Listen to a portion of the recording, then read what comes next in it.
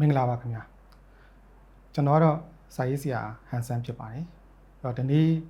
့ဒီမြန်မာစာပေ page ပေါ့နော်အဲ့ဒီ page ကဖိတ်ခေါ်တဲ့ဒီစာပေအကြောင်းပြောကြဆိုကြတဲ့အခါမှာကျွန်တော် essay သမားဆိုတဲ့ခေါင်းစဉ်နဲ့ကျွန်တော်essay ဆိုတဲ့စာပေမျိုးစားတစ်ခုအကြောင်းလေးကိုကျွန်တော်မျှဝေပေးခြင်းနေပေါ့နော် essay အကြောင်းကျွန်တော်ပြောချင်ပါတယ်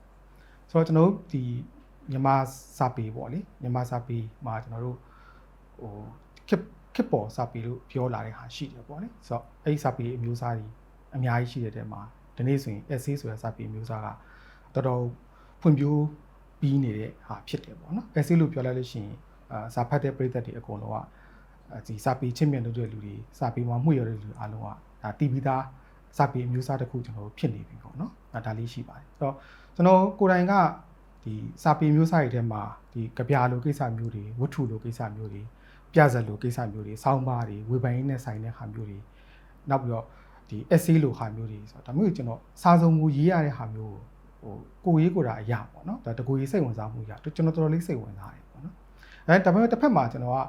editor အနေနဲ့လည်းအလုပ်လုပ်တာလည်းရှိတယ်နောက်ပြီးတော့သတင်းစာဆရာအနေနဲ့အလုပ်လုပ်တာရှိတဲ့အခါမှာတစ်ခါကမှအဲ့ရတစာပေနဲ့ကျွန်တော်ဝေးသွားတဲ့ကာလတွေလည်းကျွန်တော်အများကြီးကျွန်တော်ရှိခဲ့တာမျိုးရှိတယ်ပေါ့နော်ဒါပေမဲ့ကျွန်တော်ရတဘက်ကိုပြန်ပြီးတော့ဥလှည့်လိုက်ပြီးဆိုတဲ့အခါထဲမှာကျွန်တော်အရေးအများဆုံးကိစ္စက essay လိုဟာမျိုးကျွန်တော်ဖြစ်နေတယ်ပေါ့နော်ဆိုတော့ဒါလေးကိုကျွန်တော်ကိုသတိထားမိတယ်ပေါ့လေဒါကြောင့်မို့ကျွန်တော်ဒီနေ့ကတော့ essay သမားဆိုတဲ့ဟာမျိုးလေးနဲ့ဒီပြောဖို့အတွက်ကျွန်တော်စိတ်ကူးလေးရတယ်ပေါ့နော်ဒီအကြောင်းလေးလည်းကျွန်တော်ပြောဖို့တင်တယ်လို့ထင်တယ်ပေါ့အဲ့ကျွန်တော်ရတစာပေလို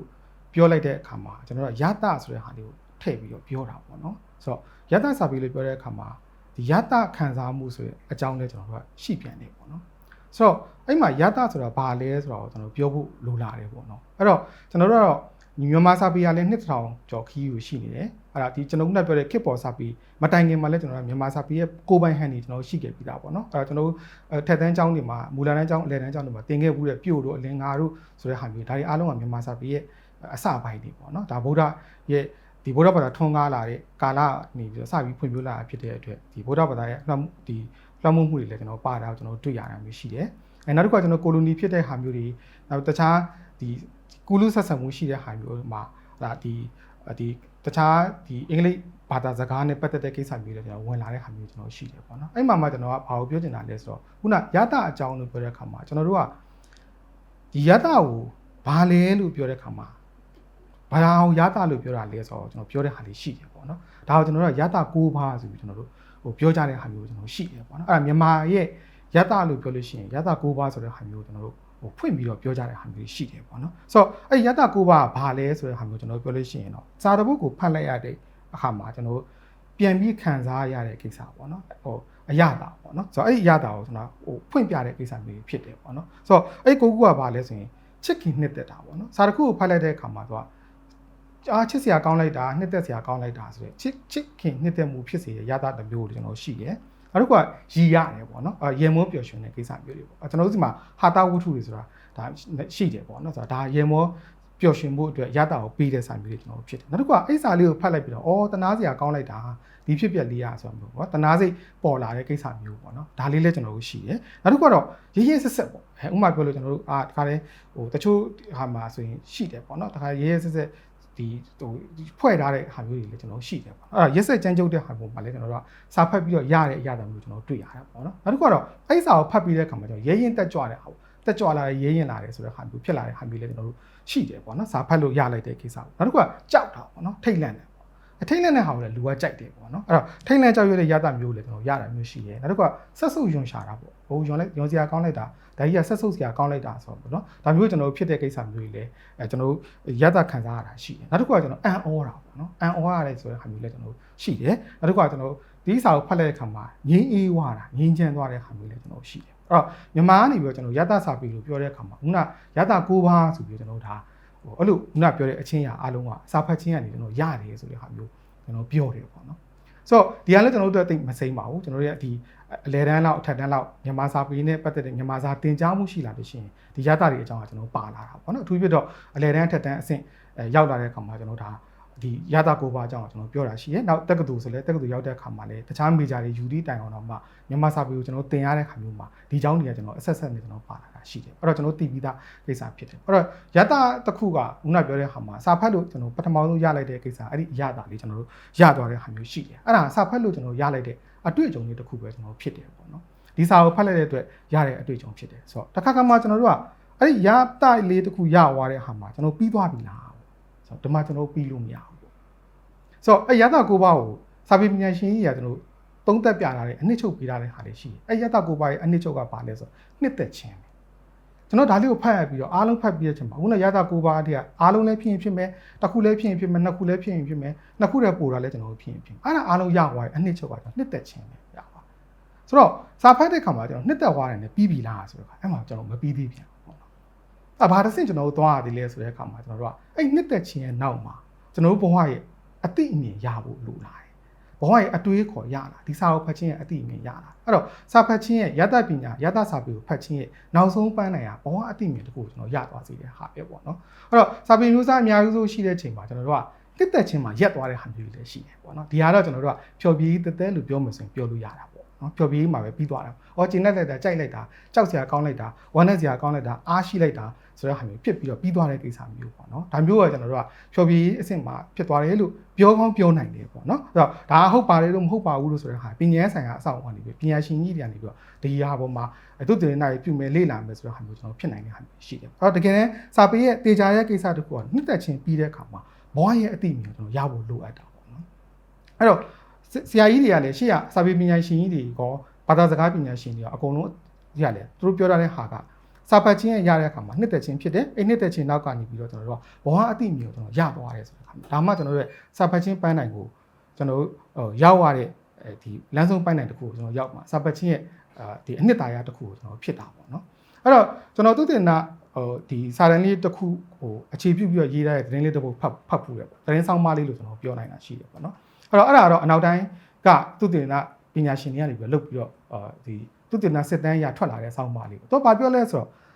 ့စာဖတ်တဲ့လူတယောက်ကတဲ့စာအုပ်တုပ်ကိုဖတ်တယ်ဇာတ်လမ်းတစ်ခုကိုဖတ်တယ်ပေါ့နော်ယတစာပေတစ်ခုကိုဖတ်လိုက်တဲ့အခါမှာအဲ့ဒီထဲမှာသူကဘောလုံးကန်တဲ့အကြောင်းလေးပါတယ်ပေါ့နော်အဲ့ဒီဘောလုံးလေးကိုအဲ့ဒီမှာရှိတဲ့ဇက်ကောင်ကဘောလုံးလေးနဲ့6မျိုးထိလာပြီအဲ့ဘောလုံးလေးကမြောက်တက်သွားပြီးတော့တနေရာကိုရောက်သွားတယ်ဒါမှမဟုတ်ဂိုးဝင်သွားတယ်ဆိုတဲ့ခါမျိုးမှာအဲ့ဒီမှာဇက်ကောင်ကခံစားရတဲ့ခံစားမှုမျိုးသူဒီຢာလေးကိုဘောလုံးကန်လိုက်ပါတယ်ဆိုတဲ့အထီးတွေ့မျိုးတွေအားလုံးမှာစာပေထဲမှာအဲ့ဒါမျိုးအဲ့လူကဖတ်နေလို့ရှိရင်တဲ့တကယ်အပြင်မှာဘောလုံးကန်တဲ့လူတယောက်ကအဲ့လိုမျိုးခံစားရတဲ့ဟာမျိုးကိုအုံနောက်မှာ signal လာပေးတဲ့ဟာမျိုးရှိတယ်လို့ပြောတယ်ပေါ့နော်ဒါဆိုကျွန်တော်ခုနပြောတဲ့ဟာနဲ့အဆက်ဆက်ကြည့်လို့ရှိရင်တော့ဒါဟိုဒါတက်တည်ပြခြင်းတစ်ခုလို့ကျွန်တော်ပြောနိုင်တယ်ပေါ့နော်အဲ့တော့အနှစ်ချုပ်ကတော့ခုနရသစာပေဖတ်ခြင်းရဲ့ဟာကနှစ်သက်ခြင်းဖြစ်မယ်ပြီးတဲ့အခါမှာကျွန်တော်ဘဝအတိအမြင်ကျွန်တော်ရဖို့အတွက်ဖြစ်ဖို့လိုတာပေါ့နော်ဆိုတော့အဲ့ဒီမှာကျွန်တော်အဲ့ဒီစာပေအမျိုးအစားတွေအများကြီးရှိတဲ့မှာကျွန်တော်ဒီနေ့ကျွန်တော်ရွေးချယ်ထားတာ essay အကြောင်းကိုကျွန်တော်ရွေးချယ်ထားတာပေါ့နော်ဆိုတော့ essay လို့ကျွန်တော်ပြောတဲ့အခါမှာကျတော့ခုနပြောသလိုပဲဒီ essay တွေကဘယ်ကလာတယ်လဲဆိုတဲ့ဟာမျိုးတွေကျွန်တော်ရှိတယ်ပေါ့နော်အဲ့တော့ essay လို့ပြောလိုက်တဲ့အခါမှာကျ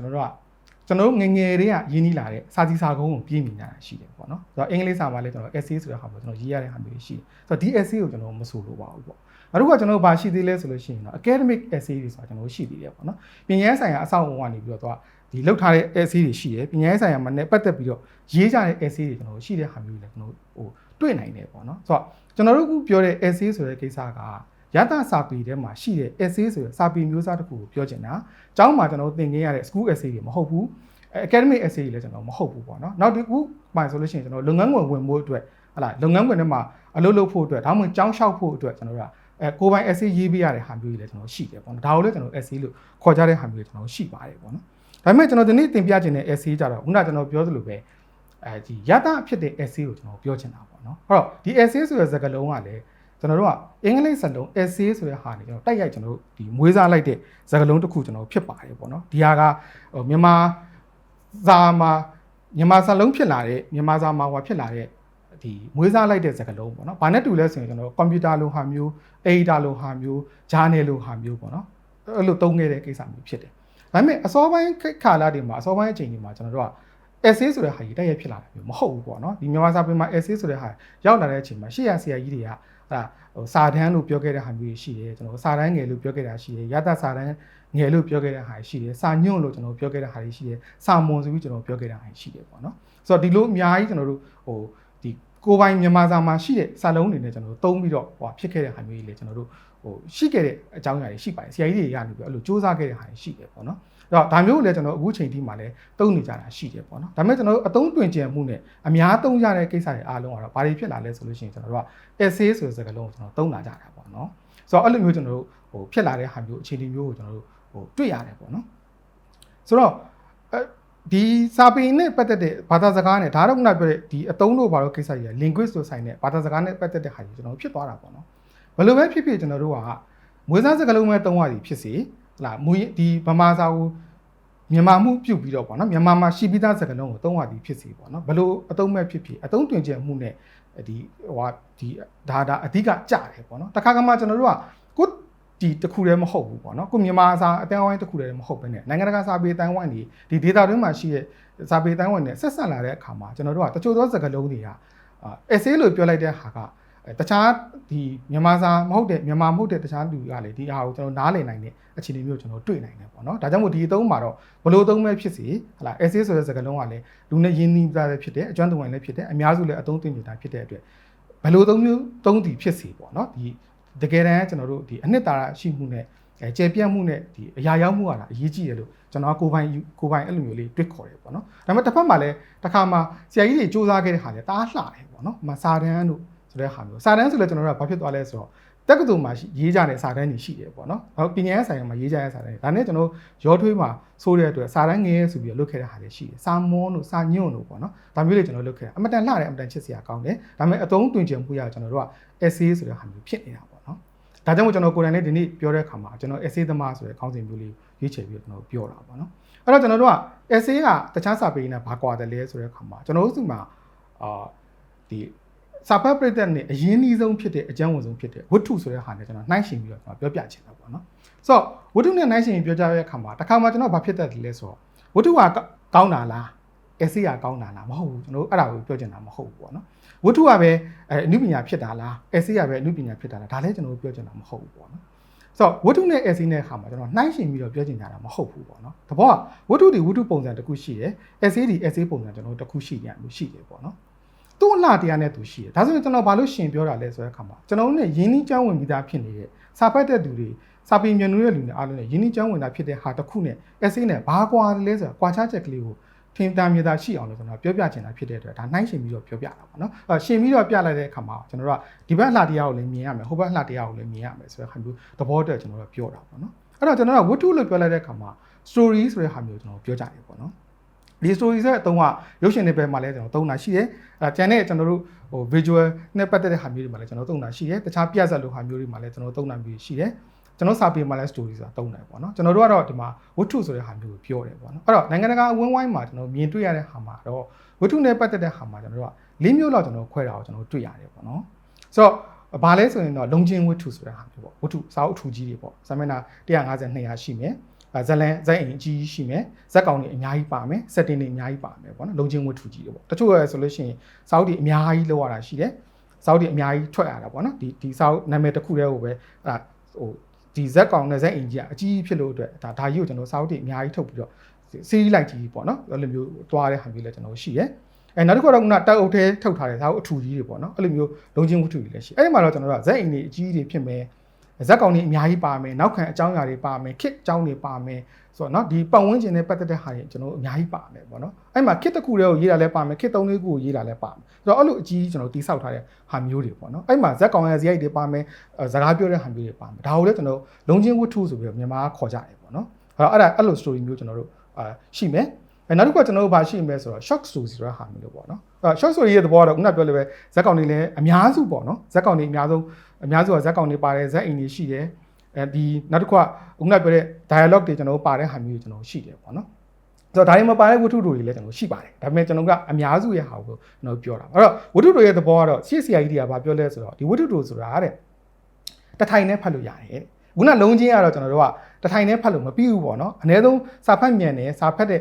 ဒီဖတ်တဲ့နှုံးက scale အားမြင်တဲ့လူတွေဆိုရင်တော့တရက်တူအောင်နဲ့ပြီးတဲ့ဟာမျိုးလည်းရှိတယ်ကျွန်တော်ငယ်တော့လည်းဇာတ်ဝတ္ထု G တုပ်ကိုတရက်ထင်းနဲ့ပြီးအောင်ဖတ်လိုက်တယ်ဆိုတာမျိုးရှိတယ်ဒါပေမဲ့တထိုင်နဲ့တော့မပြီးဘူးပေါ့နော်အဲ့တော့ဝတ္ထုတို့ကြာကျွန်တော်ဘာဖြစ်လဲဆိုတော့တထိုင်နဲ့ပြီးတယ်ပေါ့ တနိုင်လောက်အတွင်းမှာဒါမှမဟုတ်နိုင်ဝက်လောက်အတွင်းမှာ45မိနစ်လောက်အတွင်းမှာကျွန်တော်ဒီဝတ္ထုတို့တစ်ပုဒ်ကိုကျွန်တော်တထိုင်နဲ့ဖတ်လို့ပြီးတယ်ပေါ့နော်ဆိုတော့ဒါမျိုးကိုကျွန်တော်ပြောတယ်ဒါပေမဲ့ခုနကပြောတဲ့ဇက်လန်တွေရှိတယ်ဇက်အင်းတွေရှိတယ်နောက်ခံအကြောင်းအရာတွေကျွန်တော်ရှိတယ် dialogue တွေရှိတယ်ဇက်ကောင်တွေကျွန်တော်အများကြီးရှိတယ်ပေါ့နော်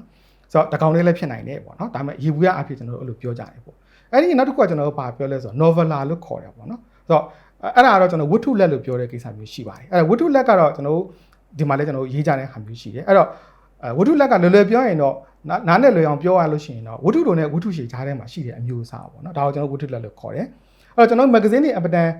အားကောင်းတဲ့အချိန်မဂ္ဂဇင်းတွေတအားဟောဖြစ်တဲ့ကာလတွေပေါ့နော်ကျွန်တော်တို့လည်းဒီမဂ္ဂဇင်းကာလကိုအတိုင်းအတာတစ်ခုထိကျွန်တော်ဖြတ်တန်းမှုတဲ့ဟာရှိတယ်ကျွန်တော်ရှိရဇာတ်တွေဆိုလို့ရှိရင်မဂ္ဂဇင်းရွှေခေတ်ဆိုတဲ့ဟာမျိုးကျွန်တော်ရှိခဲ့ပူတာပေါ့နော်ဆိုတော့အဲ့ဒီကာလတွေမှာဆိုလို့ရှိရင်လည်းကျွန်တော်ကဝတ္ထုလက်ကိုကျွန်တော်မဂ္ဂဇင်းဝတ္ထုရှည်ဆိုပြီးတော့ရေးတဲ့ဟာမျိုးတွေလည်းရှိတယ်မဂ္ဂဇင်းမှာထည့်တဲ့ဝတ္ထုရှည်ပေါ့နော်ဆိုတော့အဲ့လိုမျိုးလည်းကျွန်တော်တို့တွေ့ရတဲ့ဟာမျိုးရှိတယ်ပေါ့နော်နောက်တစ်ခုကဒီနေ့ခေတ်မှာလည်းဒါကိုတော်တော်များရေးကြတဲ့ဆရာကြီးရှိပါတယ်ပေါ့နော်ဒီ micro shock story ဆိုတာဟာ shock story အတူလေးတွေပေါ့တူတူလေးတွေအဲ့ဒါကတော့ခုနပြောတဲ့ဝတ္ထုတွေတက်ကိုပိုပြီးမြန်ဖတ်နိုင်တယ်တခါကျရင်10မိနစ်15မိနစ်တော့လည်းပြီးသွားနိုင်တယ်ဖြစ်နိုင်တာပေါ့နော်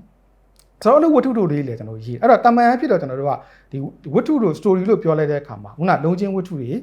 novella လို့ခေါ်တဲ့ဝတ္ထုလက်လို့ခေါ်တဲ့ဟာတွေဝတ္ထုရှည်လို့ဟာမျိုးတွေ magazine ဝတ္ထုရှည်လို့ဟာမျိုးတွေနောက်တစ်ခုက shock story လို့ခေါ်တဲ့ဒီဝတ္ထုတို့တွေနောက်တစ်ခုကခုန micro shock story လို့ခေါ်တဲ့ဟာမျိုးတွေကျွန်တော်ရေးကြတယ်ပေါ့နော်အဲ့တော့ micro shock story ကလည်းကျွန်တော်ခုန magazine လို့ညမှုမှာဘာတွေ့ရလဲဆိုတဲ့ခါကျတော့ကျွန်တော်တို့ကတမျက်နှာဝတ္ထုဆိုတဲ့ဟာမျိုးလေးကျွန်တော်တွေ့ရတယ်ပေါ့နော်အဲ့ဒါလေးကလည်းအမတန်ဟိုဖတ်လို့ကောင်းတယ်ကျွန်တော်တို့ဆိုတိတ်သဘောကျတယ်ကျွန်တော်ငယ်တော့ဆိုရင် magazine လှန်ဖတ်လို့ရှိရင်ဒီတမျက်နှာဝတ္ထုတွေကျွန်တော်အရင်ရှာပြီးတော့ဖတ်ကြတယ်မျိုးတွေ့တယ်ပေါ့နော်ဆိုတော့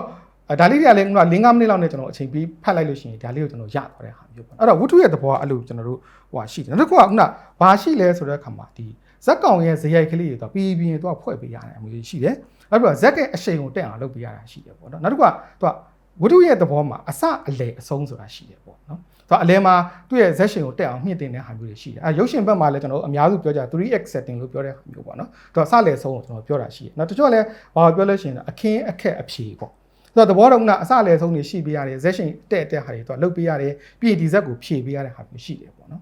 ဒါဖတ်ရတဲ့လူရဲ့ဘက်ကရနိုင်တဲ့ခုနပြောတဲ့အတွေ့အကြုံတွေကိုပြောတာပေါ့နော်အဲ့တော့ကျွန်တော်ဒီဘက်မှာတော့ဖန်တီးရဲ့လူဘက်ကပြန်ကြည့်တဲ့ခါကျတော့ဘာရှိလဲဆိုတဲ့ခါကျတော့ဒီဇက်ရှိန်တွေကိုလောက်ရတဲ့အခါမှာစာရေးသူကဒီဇက်ကောင်တွေအားလုံးကိုသူကပဲဖန်တီးနေတော့ဘယ်ရှုထောင့်နဲ့ပြောမှလဲဆိုတာရှိတာပေါ့အဲ့ဒီဇက်ကောင်တစ်ကောင်ရဲ့ရှုထောင့်ကနေပြောမှလားဇက်ကောင်တွေရဲ့အကုန်သိတဲ့ရှုထောင့်ဆိုတာလည်းရှိသေးတယ်မောင်ဖြူဆိုတဲ့ဇက်ကောင်ရှိမယ်မတ်နီဆိုတဲ့ဇက်ကောင်ရှိမယ်မောင်ဝါဆိုတဲ့ဇက်ကောင်ရှိမယ်အဲ့တော့မောင်ဖြူရဲ့မတ်နီရဲ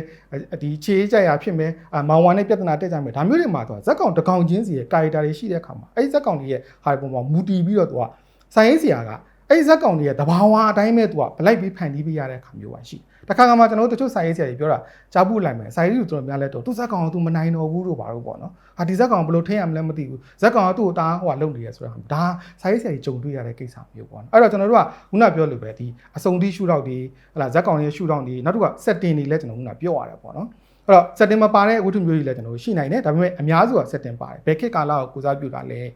ဲဒီမှာသူတို့ဒီပြောတဲ့အတုံးနှုတ်တွေကဘယ်လိုရှိလဲ data နဲ့ပတ်သက်တဲ့ဘယ်လိုရှိဒါတွေအားလုံးကိုစာရေးတဲ့လူကအကုန်လုံးကျွန်တော်စဉ်းစားရတဲ့ဟာမျိုးရှိတယ်စာဖတ်တဲ့လူကလည်းအဲ့ဒါကိုကျွန်တော်စဉ်းစားရတာမျိုးရှိတယ်ပေါ့နော်ဆိုတော့ဒီပုံစံနဲ့ကျွန်တော်တို့ကဒီဝတ္ထုတွေမှာအဲ့ဒါမျိုးကိုကျွန်တော်တို့ကဒီအကျဉ်းမြင့်အဖြစ်ကျွန်တော်တို့ကအဲ့လိုမျိုးလေးကျွန်တော်ပြောလို့ရတယ်ပေါ့နော်အဲ့တော့ essay ကြတော့အဲ့ဒါတွေအားလုံးကကျွန်တော်လွတ်လပ်တယ်ပေါ့ဆိုတော့ခုနပြောတဲ့ဇက်ကောင်တွေကမပါဘူးလားလို့ဆိုလည်းမဟုတ်ဘူးပါခြင်းလဲပါတာပဲခုနနောက်ခံအကြောင်းအရာတွေမပါခြင်းဘူးလားဆိုလည်းမဟုတ်ဘူးပါခြင်းလဲပါတာပဲဥပမာဆရာမြတ်တန်းရဲ့တမာနုချိန်စစ်တမ်းဆိုလို့ရှိရင်ဒီအညာကတမာပင်နေကြောင်းဒါအညာဒေတာကစက်တင်ပဲပေါ့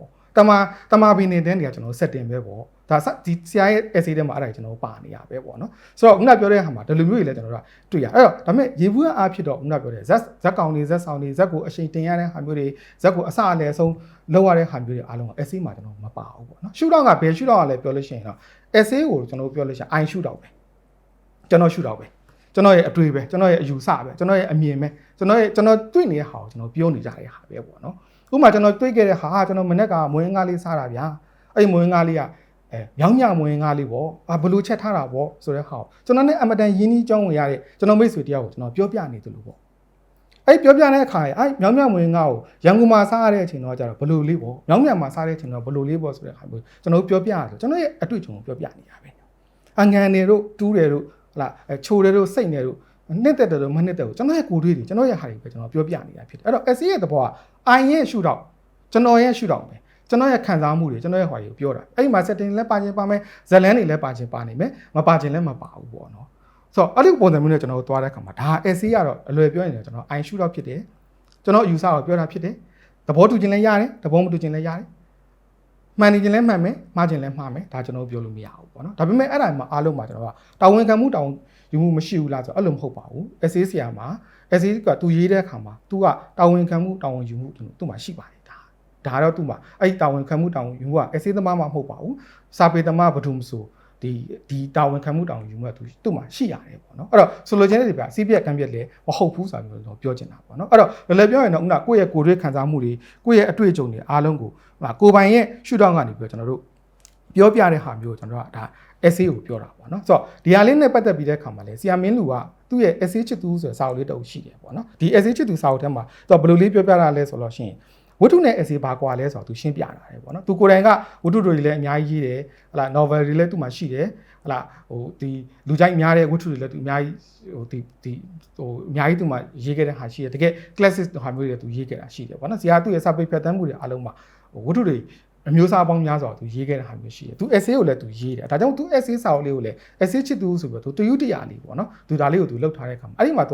ူကိုယ်တိုင်ဝတ္ထုသမားဖြစ်တဲ့အတွက်အဲ့ကွာခြားချက်လေးကိုသူပြောပြလာတဲ့အခါမှာသူကဘာပြောလဲဆိုတော့ဝတ္ထုနဲ့ essay ဘာကွာလဲဆိုလို့ရှိရင်တဲ့အစင်အလာတိုင်းပြောလို့ရှိရင်ဝတ္ထုမှာဇလန်းဇက်ကောင်ဒီဇက်ကောင်ဇယိုက်ဆိုတာပါတယ်တဲ့အဲ့ဒါတွေကိုပြင်ဖြစ်အောင်ကျွန်တော်ပြောပေးရတယ်နောက်ဇက်ရှင်တက်အောင်ကျွန်တော်လုပ်ပေးရတယ်တဲ့ပြီးရင်ဇက်ကိုဖြည့်ပေးရတယ်ဥပမာအစလည်းဆုံးဆိုတာမှာကျွန်တော်ဖြည့်ပေးရတယ်ကျွန်တော်ခုနပြောတဲ့အခင်းအခက်အဖြေဆိုတာနောက်ပိုင်းမှာဖြည့်ပေးရတဲ့ဟာမျိုးရှိပါတယ်တဲ့ essay မှာကြတော့ကျွန်တော်ကဇလန်းကပါခြင်းမှလည်းပါမယ်မပါခြင်းလည်းမပါဘူးဇက်ကောင်တွေဇက်ကွက်တွေကိုငဲ့ကွက်နေစရာမလိုဘူးခုနအခင်းအခက်ဖြေတွေလည်းသူ့မှာလုပ်ပေးဖို့တာဝန်မရှိဘူးလှုပ်ချင်လည်းသူလှုပ်လို့ရတယ်သူ့ရဲ့စိတ်ကူးပါပဲပေါ့နော်ဒါမျိုးကတာဝန်ယူစရာမလိုဘူးပေါ့နော်ဒီဇက်ကောင်တွေနဲ့ပတ်သက်ပြီးစာရေးတဲ့လူကဘာမှသူတာဝန်ယူစရာမလိုဘူးပေါ့နော်ဒါပေမဲ့ကျွန်တော်ကပြောတဲ့အခါမှာတာဝန်ခံမှုကတော့ဒါရှိတယ်ပေါ့နော်ဒါစီးပြက်ဝါပြက်မျိုးတော့မဟုတ်ဘူးဆိုတာလည်းကျွန်တော်သိထားဖို့လိုတယ်ပေါ့နော်အဲ့တော့ဘာလဲဆိုလို့ရှိရင်တော့သူဆက်ပြောတဲ့ဟာကကိုယ့်ရဲ့ခံစားချက်ကိုယ့်ရဲ့အတွေ့အကြုံကျွန်တော်ကပြောလို့ပဲမြောင်မြောင်မွေးကားလေးစားရတဲ့အတွေ့အကြုံလေးပြောတာကျွန်တော်ခံစားရတာဘယ်လိုလေးကောင်းလိုက်တာရန်ကုန်မှာစားတာဘယ်လိုလေးကောင်းလိုက်တာမြောင်မြောင်မှာကျွန်တော်စားရတော့ဘယ်လိုလေးကောင်းလိုက်တယ်ဆိုရင်ကျွန်တော်ရဲ့အတွေ့အကြုံနဲ့ခံစားချက်ကိုကျွန်တော်ပြောပြတာပေါ့နော်နောက်စိတ်ကူးထက်ကူးမယ်ပေါ့ငါဆိုရင်တော့ဘယ်လိုချက်လိုက်မှာဆိုတဲ့ဟာမျိုးပေါ့ဒါမှမဟုတ်ရင်တော့ကျွန်တော်မချက်တက်လို့ရှိရင်ကျွန်တော်ရဲ့အိမ်သူအမျိုးသမီးတွေတော့ဘယ်လိုလေးချက်ပေးပါကွာဆိုတဲ့ဟာမျိုးလေးကျွန်တော်စိတ်ကူးလေးနဲ့ကျွန်တော်ပြောတဲ့ဟာမျိုးလေးကျွန်တော်ဖြစ်ကောင်းဖြစ်နိုင်တာပေါ့နော်နောက်တစ်ခါအတွေးခေါ်ပေါ့ဒီမွေးငါ့ကိုတော့ငါတို့ export ထုတ်လို့ရအောင်တော့ဘယ်လိုလုပ်လိုက်မယ်ဆိုတဲ့ဟာမျိုးကျွန်တော်တွေးတဲ့ခေါ်တဲ့ဟာမျိုးလေးကျွန်တော်ဖြစ်နိုင်တယ်ပေါ့နော်ဒါမျိုးတွေကအဲ့ဒါတွေကိုတဲ့အရင်နှီးဆုံးမိတ်ဆွေကိုကျွန်တော်တို့ကပြောပြတဲ့ဟာမျိုးပဲတဲ့ကျွန်တော်ခုနပြောလို့ကျွန်တော်ရဲ့ရှုတော့ငါရဲ့ရှုတော့အနေနဲ့ကျွန်တော်ပြောတာဖြစ်တယ်ပေါ့နော်တော့ဒီလိုကျွန်တော်တို့ essay နဲ့ပတ်သက်လို့ပြောတဲ့အခါမှာကျွန်တော်တို့စာပေမှာ essay နဲ့တကယ်ဆရာကြီးတွေအများကြီးရှိခဲ့ပူတယ်ပေါ့နော်အဲ့ဒီထဲမှာကျွန်တော်အမြဲတမ်းနှစ်သက်တဲ့ဟာလေးရှိတယ်နောက်တစ်ခုကကျွန်တော်ဆောင်းဝဲစစ်ခံရတဲ့ဟာလေးလည်းရှိခဲ့ပူတယ်ပေါ့နော်အဲ့တော့လွန်ခဲ့တဲ့4-5-6နှစ်ဝန်းကျင်လောက်ကကျွန်တော်ဒီပြင်မနာမျိုးကိုသွားတဲ့အခါမှာပြင်မနာမှာအမတန်အင်အားကောင်းတဲ့ကြပြဆရာကြီးတွေရှိတယ်အမတန်ဒီရတစာပေနဲ့ပတ်သက်ပြီးဟိုဖြစ်တဲ့အရှိတယ်ပေါ့နော်ကန်ရလို့ဆိုတာကျွန်တော်ကအဲ့ဆရာကြီးတွေရှေ့မှာပါကျွန်တော် essay တစ်ပုဒ်ကိုကျွန်တော် essay ဆိုတဲ့နာမည်လေးနဲ့တွားပြီးတော့ရွတ်ဖတ်မိတဲ့ဟာလေးရှိတယ်ပေါ့နော်အဲ့တော့အဲ့ဒီစာပေရဲ့ပုံစံလေးမှာတော့ဒီရွတ်ဖတ်မှုတွေပြီးတဲ့အခါမှာတော့အများနဲ့ပြန်ဆွေးနွေးတဲ့ဟာတွေအမေးဖြေလုပ်တဲ့ဟာတွေကျွန်တော်ရှိတတ်တယ်ပေါ့နော်ဆိုတော့အဲ့ဒါမှဆိုဆရာတယောက်ကကျွန်တော်ဗာမိလဲဆိုတော့အေးတဲ့ essay ဆိုလို့ရှိရင်တဲ့ essay ဆိုတာဘာလဲတဲ့တေရောပေါ့နော်ကိုယ့်တဲ့ဂုံရှိတဲ့လူတွေဝါကြီးတဲ့ဆရာကြီးတွေဒီနောက်တော့နားထောင်နေတဲ့လူတွေမှာလည်းအများကြီးကျွန်တော်ရှိတဲ့အခါမှာကျွန်တော်တော်တော်လေးကိုဒီမေးခွန်းကိုအတူဆုံးအကျစ်လစ်ဆုံးနဲ့အားအကောင်းဆုံးဖြေဖို့အတွက်ဘယ်လိုဖြေရင်ကောင်းမလဲဆိုတဲ့ဟာကိုကျွန်တော်တော်တော်စဉ်းစားရတယ်ပေါ့နော်အဲ့တော့ကျွန်တော်စကားလေးရှင်းမှခံလိုက်ပါဆရာကြီးရေပေါ့essay နဲ့ပတ်သက်လို့ရှိရင်ကျွန်တော်တို့ကဒါအမတန်ကိုအခြေခံပြီးသားစာပေမျိုးစာတစ်ခုဖြစ်တယ်မြန်မာစာပေမှာလည်းအမတန်အားကောင်းတဲ့ essay တွေရှိတယ်မြန်မာစာပေမှာလည်းအမတန်အားကောင်းတဲ့ essay မျိုးစာဆိုတာရှိနေတာဖြစ်တဲ့အတွက်ဒါအကြောင်းကိုပြောရမယ်ဆိုရင်ကျွန်တော်လုံလောက်တဲ့အချိန်တစ်ခုလိုပါတယ်ပေါ့ဒါကိုစဉ်းစားပြောဖို့လိုတယ်အဲ့တော့တိုးတောင်းလောက်တဲ့ကာလာအတွင်းမှာကျွန်တော်ကဒါတွေကိုပြောပြဖို့အတွက်တော်တော်လေးကိုဒါခက်ခဲပါတယ်ပေါ့လေဒါပေမဲ့လည်းအမေးရှိရင်တော့ကျွန်တော်အဖြေရှိရမှာပေါ့ဖြေရမှာပေါ့ဆိုတဲ့ဟာမျိုးဖြစ်တာဖြစ်တဲ့အတွက်ကျွန်တော်ကဘာပြောလိုက်လဲဆိုတော့ဆရာလို့ကျွန်တော်စကားမဟုတ်ပါဘူးလို့ရှေ့ဆရာကြီးတွေစကားပါလို့ essay ဆိုတာရင်ဖွင့်တဲ့စာရင်ဖွင့်တန်ပါလို့သူကျင်းနေသွားတယ်မကျင်းနဲ့လို့လည်းမရဘူးလေဆရာကြီးတိုက်ဆိုးတဲ့စကားကိုကျွန်တော် essay နဲ့ပတ်သက်တဲ့အခါမှာဆရာကြီးကဒါအမတန်ဒီ essay နဲ့ပတ်သက်လို့ဆရာကြီးရဲ့စကားအမတန်ကိုဒီကျွန်တော် သုံးကိုသုံးနေရတယ်အကိုးကားလုပ်နေရတယ်အမတန်အားရှိဆုံးအမတန်ခါတဲ့ဟိုဒီ essay နဲ့ပတ်သက်လို့ဒီစကလုံးလေး5 6လုံးလောက်နဲ့ဟိုတခါလေဒီဟာလေးကအတိတ်ပဲအမတန်ဟိုဖြစ်သွားတဲ့အခါမှာဆရာကြီးရဲ့ဆရာတိုင်ဆိုးရဲ့essay မြည်ဒီရင်ဖွင့်စာတော့မဟုတ်ရင်ဖွင့်တန်ဆိုတဲ့ဟာလေးကိုကျွန်တော်ကိုးကားရေးပြောလိုက်တဲ့အခါမှာကျွန်တော်မေးခွန်းတွေ့ဆရာကြီးကလည်းဂျင်းနဲ့သွားပြီးတော့ပြိသက်ကလည်းဂျင်းနဲ့သွားတာပေါ့နော်ဆိုတော့ကျွန်တော်ကိုယ်တိုင်လည်းဆရာကြီးစကားနဲ့ဒါဟိုဒီဟာလေးကိုကျွန်တော်ဖြတ်တန်းနိုင်တဲ့ဟာလေးကျွန်တော်ရှိခဲ့တယ်ပေါ့နော်အဲ့တော့အနှစ်ချုပ်ပြောရလို့ရှိရင်ခုနပြောသလိုပဲ essay ဆိုတဲ့ဟာကဆရာကြီးပြောခဲ့တဲ့အတိုင်းပဲရင်ဖွင့်စာဒါမှမဟုတ်ရင်ဖွင့်တန်လို့ကျွန်တော်တို့ဟိုမှတ်ယူရမှာပေါ့နော်ဒါအကောင်းဆုံးအချစ်လက်ဆုံးအကောင်းဆုံးကျွန်တော်ဖွင့်ဆိုလိုက်တဲ့ဟာမျိုးကျွန်တော်ဖြစ်ပါတယ်ပေါ့လေဆိုတော့လော်လော်ပြောရင်တော့ essay ဆိုတာတော့ဟေးဆရာကြီးတိုက်ဆိုပြောသလိုပေါ့ဆရာတိုက်ဆိုပြောသလိုပဲရင်ဖွင့်စာရင်ဖွင့်တန်ဖြစ်တယ်ဆိုတဲ့ဟာမျိုးနဲ့ကျွန်တော်တို့ကအချစ်လက်ဆုံးကျွန်တော်တို့နားလည်သွားနိုင်တဲ့ဟာမျိုးကျွန်တော်တို့ရှိမယ်ပေါ့နော်နောက်တစ်ခုက essay နဲ့ပတ်သက်လို့ပြီးတော့ဆရာမင်းလူပြောတဲ့စကားလေးတစ်ခုကျွန်တော်တိတ်သဘောကျတယ်ပေါ့နော်အဲ့တော့ကျွန်တော်စာပေသမားအများစုကအများစုကစာရေးဆရာဖြစ်လာတဲ့လူကျွန်တော်ဆိုရင်လူလက်ပိုင်းစာရေးဆရာဖြစ်နေပြီပေါ့နော်အဲ့တော့ကျွန်တော်တို့ငယ်တဲ့အသက်အားဖြစ်ပေါ့လေအသက်အားဖြစ်ငယ်ရွယ်တဲ့စာရေးဆရာမတွေရှိနိုင်တယ်ပေါ့လေအဲ့တော့ကျွန်တော်တို့ဝါကြီးရဲ့ဆရာမကြီးတွေရှိနိုင်တယ်နောက်ကျွန်တော်တို့ဘိုးဘွားပြီးပြင်အဖိုးတို့ဖွားတို့လက်ထက်လောက်မှရှိတဲ့စာရေးတွေရှိနိုင်တယ်ဒါအားလုံးကတော်တော်များများကဆုံးမခြင်းကြတယ်ပေါ့နော်သင်္ကန်းစာပေးခြင်းနဲ့ဆုံးမခြင်းနဲ့ဆိုတဲ့ဟာမျိုးလေးအဲ့ဒါအမြဲရှိတယ်ပေါ့ကျွန်တော်တို့ကဒါလေးကိုအဲ့လိုသင်္ကန်းစာပေးခြင်းနဲ့ဆိုတဲ့ကိစ္စမျိုးတွေစာဟိုဖြစ်ခြင်းနဲ့ဆိုတဲ့ကိစ္စလေးမှာနည်းနည်းလေး allergic ဖြစ်တယ်ပေါ့နော်လာပြီးတော့ဆုံးမနေသလားဟိုဖြစ်နေသလားတင်ပေးနေရသလားဆိုတဲ့ဟာမျိုးလေးမှာဟိုစိတ်ထဲမှာတစ်မျိုးဖြစ်တယ်ကျွန်တော်စဉ်းစားရတယ်ပေါ့နော်ဒါကဘာလို့အဲ့လိုဖြစ်တယ်လဲပေါ့လေဘာလို့ဒီဟာစာပေနဲ့ပတ်သက်နေဘာအကျိုးရှိသွားတယ်ဘာလေးရတော့ဆုံးမစာပေါ့သင်ခန်းစာဘာယူစရာဖြစ်တယ်ဆိုရင် message လိုဟာမျိုးတွေအားလုံးမှာကျွန်တော်မှ allergic ဖြစ်ခဲ့တဲ့ကာလတစ်ခုကျွန်တော်ရှိတယ်ပေါ့မကြိုက်ဘူးပေါ့နော်ဘာလို့ဆုံးမရမလဲငါတို့ကစာဖတ်တဲ့လူကငါတို့ကပြောမှာပဲသူတို့ကသိရမှာလားဆိုတော့နော်ဆိုတော့အဲ့လိုမျိုးဟိုခံစားမှုလေးကျွန်တော်တို့မှဖြစ်ခဲ့ဘူးလေပေါ့တန်းနေအမြကျွန်တော်တို့ရေးတဲ့စာမှာအဲ့လိုသူများကိုဆုံးမတယ်လို့မျိုးတုံတင်တယ်လို့မျိုးသင်္ကန်းဘောကသင်္ကန်းစာရအောင်လို့ဟလာဟိုဘာ message ပေးလိုက်တယ်ဆိုတဲ့ဟာမျိုးတွေကျွန်တော်ကဟိုတိတ်ပြီးတော့သဘောမတွေ့တဲ့ကာလတွေရှိခဲ့တယ်ပေါ့နော်အခုလက်တိတ်တော့သဘောမတွေ့ဘူးဒါကြောင့်လည်းကျွန်တော် essay သမားဖြစ်တယ်လို့ထင်ပါတယ် essay ကြီးရတာပို့ပြီးတော့ဟိုကျွန်တော်လက်တွေ့တယ်လို့ထင်ပါတယ်ပေါ့နော်ဆိုတော့အဲ့လိုမျိုးတွေ့တဲ့အခါမှာကျွန်တော်ပြန်စဉ်းစားရတယ်ပေါ့နော်မြန်မာစာပေနဲ့ပတ်သက်လို့ပြန်စဉ်းစားတဲ့အခါမှာစာပေထဲမှာကျွန်တော်တို့ကတကယ်တမ်းဟိုဖြစ်တဲ့အခါမှာဗုဒ္ဓစာပေကစတာ哦ဆိုတော့ဖခင်ရဲ့ဒီဇက်တော်တွေအကြောင်းပြောတာဖခင်ကဒီຢာတွေကိုပြန်ပြီးတော့ဒီလူတွေကသိအောင်မြင်အောင်ပြောတဲ့အခါမျိုးမှာကျတော့ဒီဟွာတွေမှာလူတွေရဲ့ဟာလာဒီနေမှုထိုင်မှုကိစ္စပေါ့နော်ဒီလက်တွေ့ဘဝမှာကိုချင်းတရားနဲ့ပတ်သက်တဲ့ကိစ္စတွေဘဝဖြတ်သန်းမှုကိစ္စတွေလောကီကိစ္စတွေအားလုံးကိုပြောတာရှိတယ်နောက်တစ်ခုကတော့ကျွန်တော်တို့ဒီဟိုအများစုကတော့ဒါဗုဒ္ဓဘာသာကိုးကွယ်ကြတဲ့လူတွေများတယ်ပေါ့နော်ဆိုတော့များတာဖြစ်တဲ့အတွက်ဒီလွှမ်းမိုးမှုကလည်းဒါများတယ်စာပေမှာလိုက်ကြအောင်များတာတွေ့တယ်ပေါ့နော်နောက်တစ်ခုကခုနပြောလို့ပဲဒီကိုလိုနီကြောင့်နိုင်ငံရေးအပြောင်းအလဲတွေကြောင့်ကုလဆက်ဆံမှုတွေကြောင့်တခြားဝင်ရောက်လာတဲ့ဟာရှိဥပမာကျွန်တော်ခရစ်ယာန်ဘာသာကနေပြီးတော့စာပေတွေကိုရောက်လာတဲ့ဟာရှိတယ်ဘာသာဒီအင်္ဂလိပ်ဘာသာစကားရောက်လာတဲ့ဟာရှိတယ်ကျွန်တော်ထိုင်းဘာသာစကားရောက်လာတဲ့ရှိတယ်အခုဆိုရင်ကျွန်တော်ကိုရီးယားလိုဟာမျိုးတွေနောက်ဂျပန်လိုဟာမျိုးတွေဆိုတာဒါတွေကထုံးစံပဲပေါ့နော်အဲ့လိုရောက်လာတဲ့အတွက်အဲ့ဒီယဉ်ကျေးမှုတွေနဲ့ပါလာတဲ့တခြားဒီစာပေမှာကပ်ပြီးပါလာတဲ့ဟာရှိတယ်ဒါပေမဲ့လောလောဆယ်ကျွန်တော်တို့ကစာပေစတဲ့အချိန်တွေကဒီဗုဒ္ဓဘာသာထုံးကားတဲ့ဟာမျိုးစတာပြီးတော့ဒါကိုကျွန်တော်တို့ဦးစားပေးပြောနေရတာချင်းဖြစ်တယ်ပေါ့နော်ဒါလေးလည်းကျွန်တော်ရှင်းပြချင်ပါတယ်ဒါဆိုအဲ့ဒီမှာအစမှာတော့ဘာနဲ့လာလဲဆိုတော့ဆုံးမတ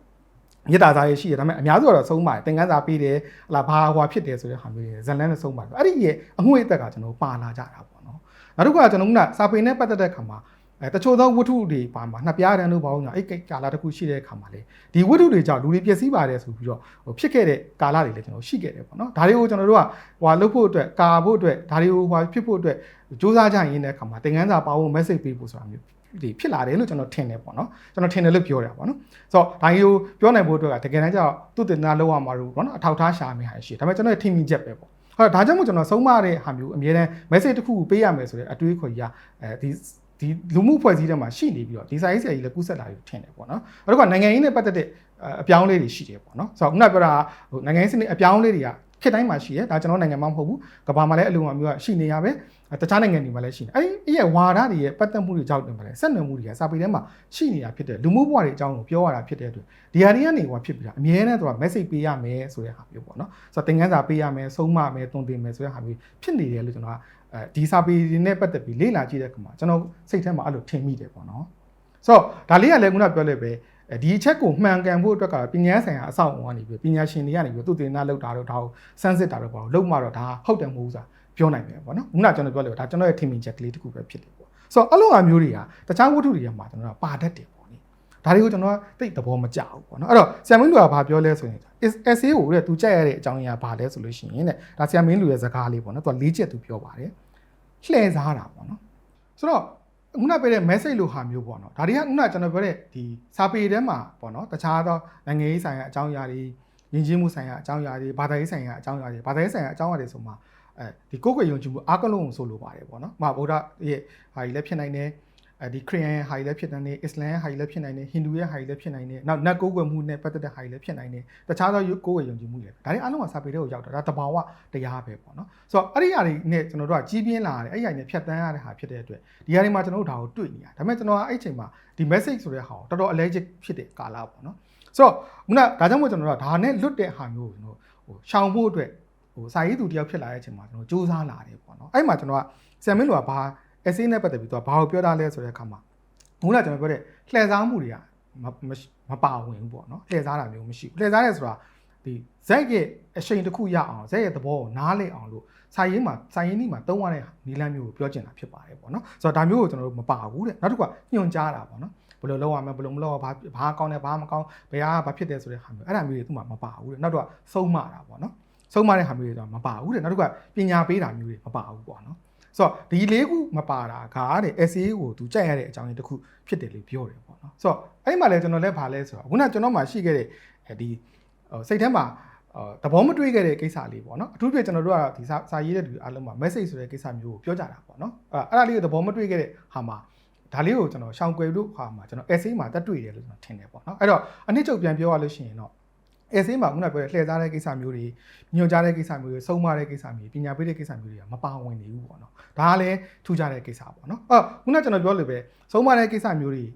ညွှန်ကြားတဲ့ကိစ္စမျိုးတွေပညာပေးတဲ့ကိစ္စမျိုးတွေအားလုံးကမလုပ်ပါဘူးလားဒါတွေကအဆင်မပြေဘူးလားဆိုတော့မဟုတ်ပါဘူးဗျာဒါလည်းမဟုတ်ပါဘူးပေါ့နော်ဘာလို့ဆိုတော့တစ်ခါမှလိုအပ်တဲ့ဟာမျိုးရှိပါတယ်ခေတ်ကာလအရာဒါပေမဲ့အခြေအနေအရာသူရေးတဲ့စာပေအမျိုးအစားအရာပေါ့နော်ဒါပေမဲ့သူတင်ပြခြင်းတဲ့အကြောင်းအရာအရာလိုအပ်တာပေါ့ဒါတွေအားလုံးကကျွန်တော်လိုအပ်တာပေါ့ဆိုတော့လိုအပ်တာဖြစ်တဲ့အတွက်ကျွန်တော်တို့ကတရားတွေအားလုံးမှာထည့်ပြီးတော့သုံးကြတာရေးကြတာမျိုးဖြစ်တယ်ပေါ့နော်ဘာဖြစ်လို့ဆိုတော့စာပေသမားတွေအားလုံးကခက်တိုင်းမှာဒီခက်နဲ့အတူဖြတ်တန်းရတာဖြစ်တဲ့အတွက်ဒီခက်ကလိုအပ်ချက်ကိုသူတို့သိတယ်နောက်တော့စာပေသမားတွေအားလုံးကလူလူနဲ့အနည်းဆက်ဆုံးနေတာပေါ့နော်ရှင်းပြရင်သူတို့ဒီအရက်သားတွေပဲဖြစ်တယ်အရက်ထဲမှာနေကြတာဖြစ်တဲ့အတွက်အရက်ထဲမှာဘာဖြစ်နေလဲဆိုတော့သူတို့အသိဆုံးဖြစ်တယ်ပေါ့နော်ဒီပုံမှာမူတည်ပြီးတော့သူတို့စာပေလက်ရာတွေကိုဖန်တီးရတယ်ရတစာပေကိုကျွန်တော်ဖန်တီးရတာဖြစ်တယ်ပေါ့နော်ဒါကြောင့်မို့ဒီဟာတွေအားလုံးကရှိနေတယ်ဆိုတဲ့ဟာကကျွန်တော်ကပြစ်ပယ်ရမယ့်ဟာတွေမဟုတ်ဘူးညှင်းပယ်ရတဲ့ဟာတွေမဟုတ်ဘူးပေါ့နော်ဒါပေမဲ့တကွေတကာရအားဖြင့်ကြိုက်နေတဲ့ချင်းအားဖြစ်ပေါ့နော်ဖန်တီးသူတယောက်နေတယ်ဖြစ်ဖြစ်ဒီရတစာပေကိုရယူခံစားတဲ့သူတယောက်နေတယ်ဖြစ်ဖြစ်တော့ကျွန်တော်ရွေးချယ်ခွင့်ကျွန်တော်တို့ကရှိတာပေါ့နော်အဲ့တော့ကျွန်တော်တို့ကခုနပြောလို့ပဲဒီလိုအမျိုးတွေပါအဲ့ဒီရွေးချယ်ခွင့်ရှိတဲ့ဟာမှာတော့ဒီဆိုဆုံးမတဲ့စာတွေအားလုံးမျိုးဘဝတက်ကြွစရာဖြစ်စဉ်တဲ့ပညာပေးခြင်းတဲ့ဟာမျိုးတွေဒါမျိုးတွေအားလုံးကိုနှစ်သက်တဲ့လူတွေတော့ကဒါကောင်းတဲ့ကိစ္စတစ်ခုပဲပေါ့နော်ကျွန်တော်ခုနပြောတဲ့အချိန်လေးရှိတာဖြစ်တဲ့အတွက်ပေါ့နော်ဒါပေမဲ့ရွေးချယ်မှုမှာတော့ကျွန်တော်တို့ကကိုကြိုက်တဲ့ဟာကိုရွေးချယ်ခွင့်ရှိတာဖြစ်တဲ့အတွက်ဒီနေရာတွေနဲ့ကင်းတဲ့ဟာမျိုးကိုကျွန်တော်တို့ရှာဖွေတာတယ်ရွေးချယ်တာတယ်ဆိုတော့ခုနပြောလို့ပေါ့ဒီပညာပေးတဲ့ကိစ္စမျိုးတွေညွှန်ကြားတဲ့ကိစ္စမျိုးတွေဆုံးမတဲ့ကိစ္စမျိုးတွေအားလုံးကကျွန်တော်ပြစ်ပယ်ရမယ့်ကိစ္စမျိုးတွေတော့မဟုတ်ပါဘူးပေါ့နော်ဒါလိုအပ်ချက်ကြောင့်ဒီစာပေမှာရေးကြပြောကြတဲ့ကိစ္စတွေကျွန်တော်ဖြစ်တယ်ပေါ့နော်ဒါကျွန်တော်လက်ခံရမယ့်အချက်တွေဖြစ်တယ်ပေါ့နော်ဒါပေမဲ့ဒါတွေပါမှာပဲကျွန်တော်တို့ကကျွန်တော်ရှေ့မှာပြောခဲ့တဲ့ဟာပေါ့နော်ဒီနှစ်သက်ချင်းကနေအစပြုပြီးတော့ဘောရဲ့အသိဉာဏ်ကိုရရမယ်ဆိုတဲ့ဟာမျိုးကြီးရနိုင်တယ်ဆိုတဲ့ဟာမျိုးလည်းမဟုတ်ပြန်ဘူးပေါ့နော်ဆိုတော့ဒါလေးကိုတော့ကျွန်တော်နားလည်ဖို့လိုတယ်ခုနကကျွန်တော်ပြောလို့ essay ကိုကျွန်တော်ဖတ်ရတဲ့အချိန်ရော essay နဲ့ပတ်သက်ပြီးကျွန်တော်ဖန်တီးဖို့အားထုတ်ရတဲ့အချိန်မျိုးမှာဒီအချက်တွေကြောင့်ကျွန်တော်က essay သမားဖြစ်ရတဲ့ဟာကိုကျွန်တော်ပို့ပြီးတော့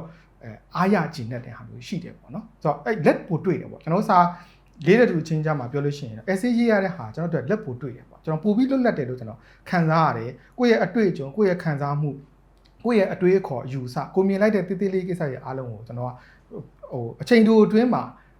ဒီကာလတစ်ခုအတွင်းမှာကျွန်တော်လွတ်လွတ်လပ်လပ်ကြီးကျွန်တော်ပြောပြနိုင်တယ်ပေါ့နော်ကျွန်တော်အနှစ်သက်ဆုံးကိစ္စကတော့ကိုနဲ့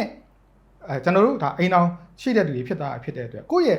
အမျိုးသမီးကိုပေါ့နော်ကိုအိမ်အောင်ဘက်အမျိုးသမီးကိုပြန်ပြီးတော့တနေ့တာတွေ့ခဲ့တဲ့လုပ်ငန်းကမှာတွေ့ခဲ့တဲ့အတွေ့အကြုံလေးကိုပြန်ပြီးတော့ပြောပြရတယ်လို့မျိုးပေါ့နော်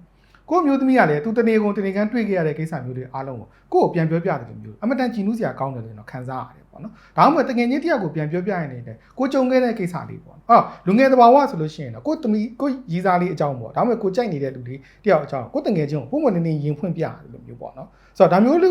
ူခံစားမှုမျိုးကျွန်တော်ရတာဖြစ်တဲ့အတွက်ကျွန်တော်က essay ရတဲ့ခါမှာပို့ပြီးလက်တွေ့တယ်ပေါ့နော်ဒါကြောင့်မို့ကျွန်တော်ရှေ့မှာပြောခဲ့တယ်လို့မျိုးကျန်တဲ့စာပေမျိုးစားတွေကိုရေးဖို့ကျွန်တော်စိတ်ဝင်စားတယ်စိတ်ဝင်စားဖို့လည်းကောင်းတယ်နောက်တစ်ခုကခုနပြောလို့ပဲတခြားဒီရတစာပေမဟုတ်တဲ့စာပေမျိုးစားရင်လည်းအလုပ်လုပ်ရတဲ့အခါမျိုးမှာလည်းကျွန်တော်အမတန်ပျော်စရာကောင်းတယ်စိတ်ဝင်စားဖို့ကျွန်တော်ကောင်းတယ်ပေါ့နော်ဒါပေမဲ့ရတစာပေနဲ့ပတ်သက်ပြီးတော့ဥလဲတဲ့အချိန်တိုင်းမှာ essay ကိုကျွန်တော်တွားပြီးတော့ရေးပြစ်တယ် essay နဲ့ပတ်သက်ပြီးတော့ပို့ပြီးတော့ကျွန်တော်မှစာပေလက်ရာတွေပြန်ကြည့်ရင် essay တွေပိုများနေတယ်လို့ယူဆနိုင်တဲ့အကြောင်းအရာကအခုနအချက်တွေကြောင့်လို့ကျွန်တော်ကိုကျွန်တော်ပြန်ပြီးတော့မြင်မိတယ်ပေါ့နော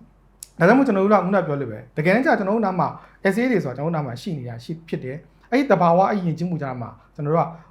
ရှင်းတန်နေပြီးသားဖြစ်နေတယ်ပေါ့နော်တစ်ခါမှကျွန်တော်သတိမထားမိတဲ့ကိစ္စမျိုးတွေကျွန်တော်ဖြစ်သွားတတ်တယ်ပေါ့နော်ဆိုတော့နောက်ကိုတိုင်းနဲ့လာအခုဒီဟောပြောမှုကိုပေါ့နော်ဒီစာပေနဲ့ပတ်သက်ပြီးတော့မျှဝေမှုအစီအစဉ်ကိုကျွန်တော်နားထောင်နေတဲ့လူကိုယ်တိုင်ကလည်းဒါလေးကိုနားထောင်ပြီးတဲ့အချိန်မှာငါ essay လေးတစ်ခုရေးကြည့်အောင်မှဆိုတဲ့ဟာမျိုးတွေဖြစ်နိုင်ပါတယ်ပေါ့နော်ဖြစ်နိုင်ပါတယ်ဒါ essay ကိုဘယ်လိုမှဆိုကျွန်တော်ရေးနိုင်တယ်ပေါ့နော်နောက်တစ်ခုကခုနပြောလို့ပဲကျွန်တော်တို့ကစာရေးစာကုန်းလိုဟာမျိုးတို့ school essay တို့ academic essay တို့တခြားဒီပညာဆိုင်ရာနဲ့ပတ်သက်တဲ့ essay တွေနဲ့မတူတဲ့ပုံစံတွေဘာရတာနဲ့ပတ်သက်တဲ့စာပေတို့ပြောပြမယ်ကျွန်တော်တို့နေရာအကြောင်းတင်းမာကတင်လာတာဖြစ်တဲ့အတွက်ဒါကိုလေ့ကျင့်လာတာဖြစ်တဲ့အတွက်ရတာစာပေပုံစံတစ်ခုပြောင်းသွားတဲ့ဟာတစ်ခုလေးပဲကျွန်တော်ခြားနာသွားတာဖြစ်တဲ့အတွက်အားလုံးက essay နဲ့ပတ်သက်တဲ့ဟာမှာရင်းနှီးကြောင်းဝင်မှုရှိတယ်အကယ်၍များစိတ်ဝင်စားဖြစ်မယ်ဆိုရင်ဒီစာပေမျိုးစားကိုကိုယ်တိုင်ရေးသားကြည့်မယ်ဖန်တီးကြည့်မယ်ဆိုလို့ရှိရင်လည်းဖြစ်နိုင်ခြေအများကြီးရှိတယ်စမ်းကြည့်နိုင်တယ်လို့ကျွန်တော်ကတိုက်တွန်းအားပေးခြင်းတဲ့ဟာတွေဖြစ်မိတယ်ပေါ့နော်ဆိုတော့ဒီအကြောင်းပြောတဲ့အခါမှာကျွန်တော်essay နှစ်ပုဒ်အကြောင်းပြောပြခြင်းတယ်တစ်ပုဒ်ကတော့ကျွန်တော်ခုနပြောလို့ပဲကျွန်တော်ကြိုက်တဲ့ essay လေးတစ်ပုဒ်ပေါ့နော် essay တွေအများကြီးရှိတယ်အဲ့ဒီအများကြီးတွေကကျွန်တော်ကြိုက်တဲ့ essay တစ်ပုဒ်ကြီးနောက်တစ်ခုကကျွန်တော်ကိုယ်တိုင်ရေးပြခဲ့တဲ့ essay တွေပေါ့နော်ဆိုတော့အဲ့ဒါနှစ်ခုလေးအကြောင်းကျွန်တော်မျှဝေမှုဟာလေးကျွန်တော်လုပ်ပေးခြင်းတယ်ပေါ့နော်အဲ့တော့ပထမတစ်ပုဒ်ကတော့ဘာလဲဆိုလို့ရှိရင်တော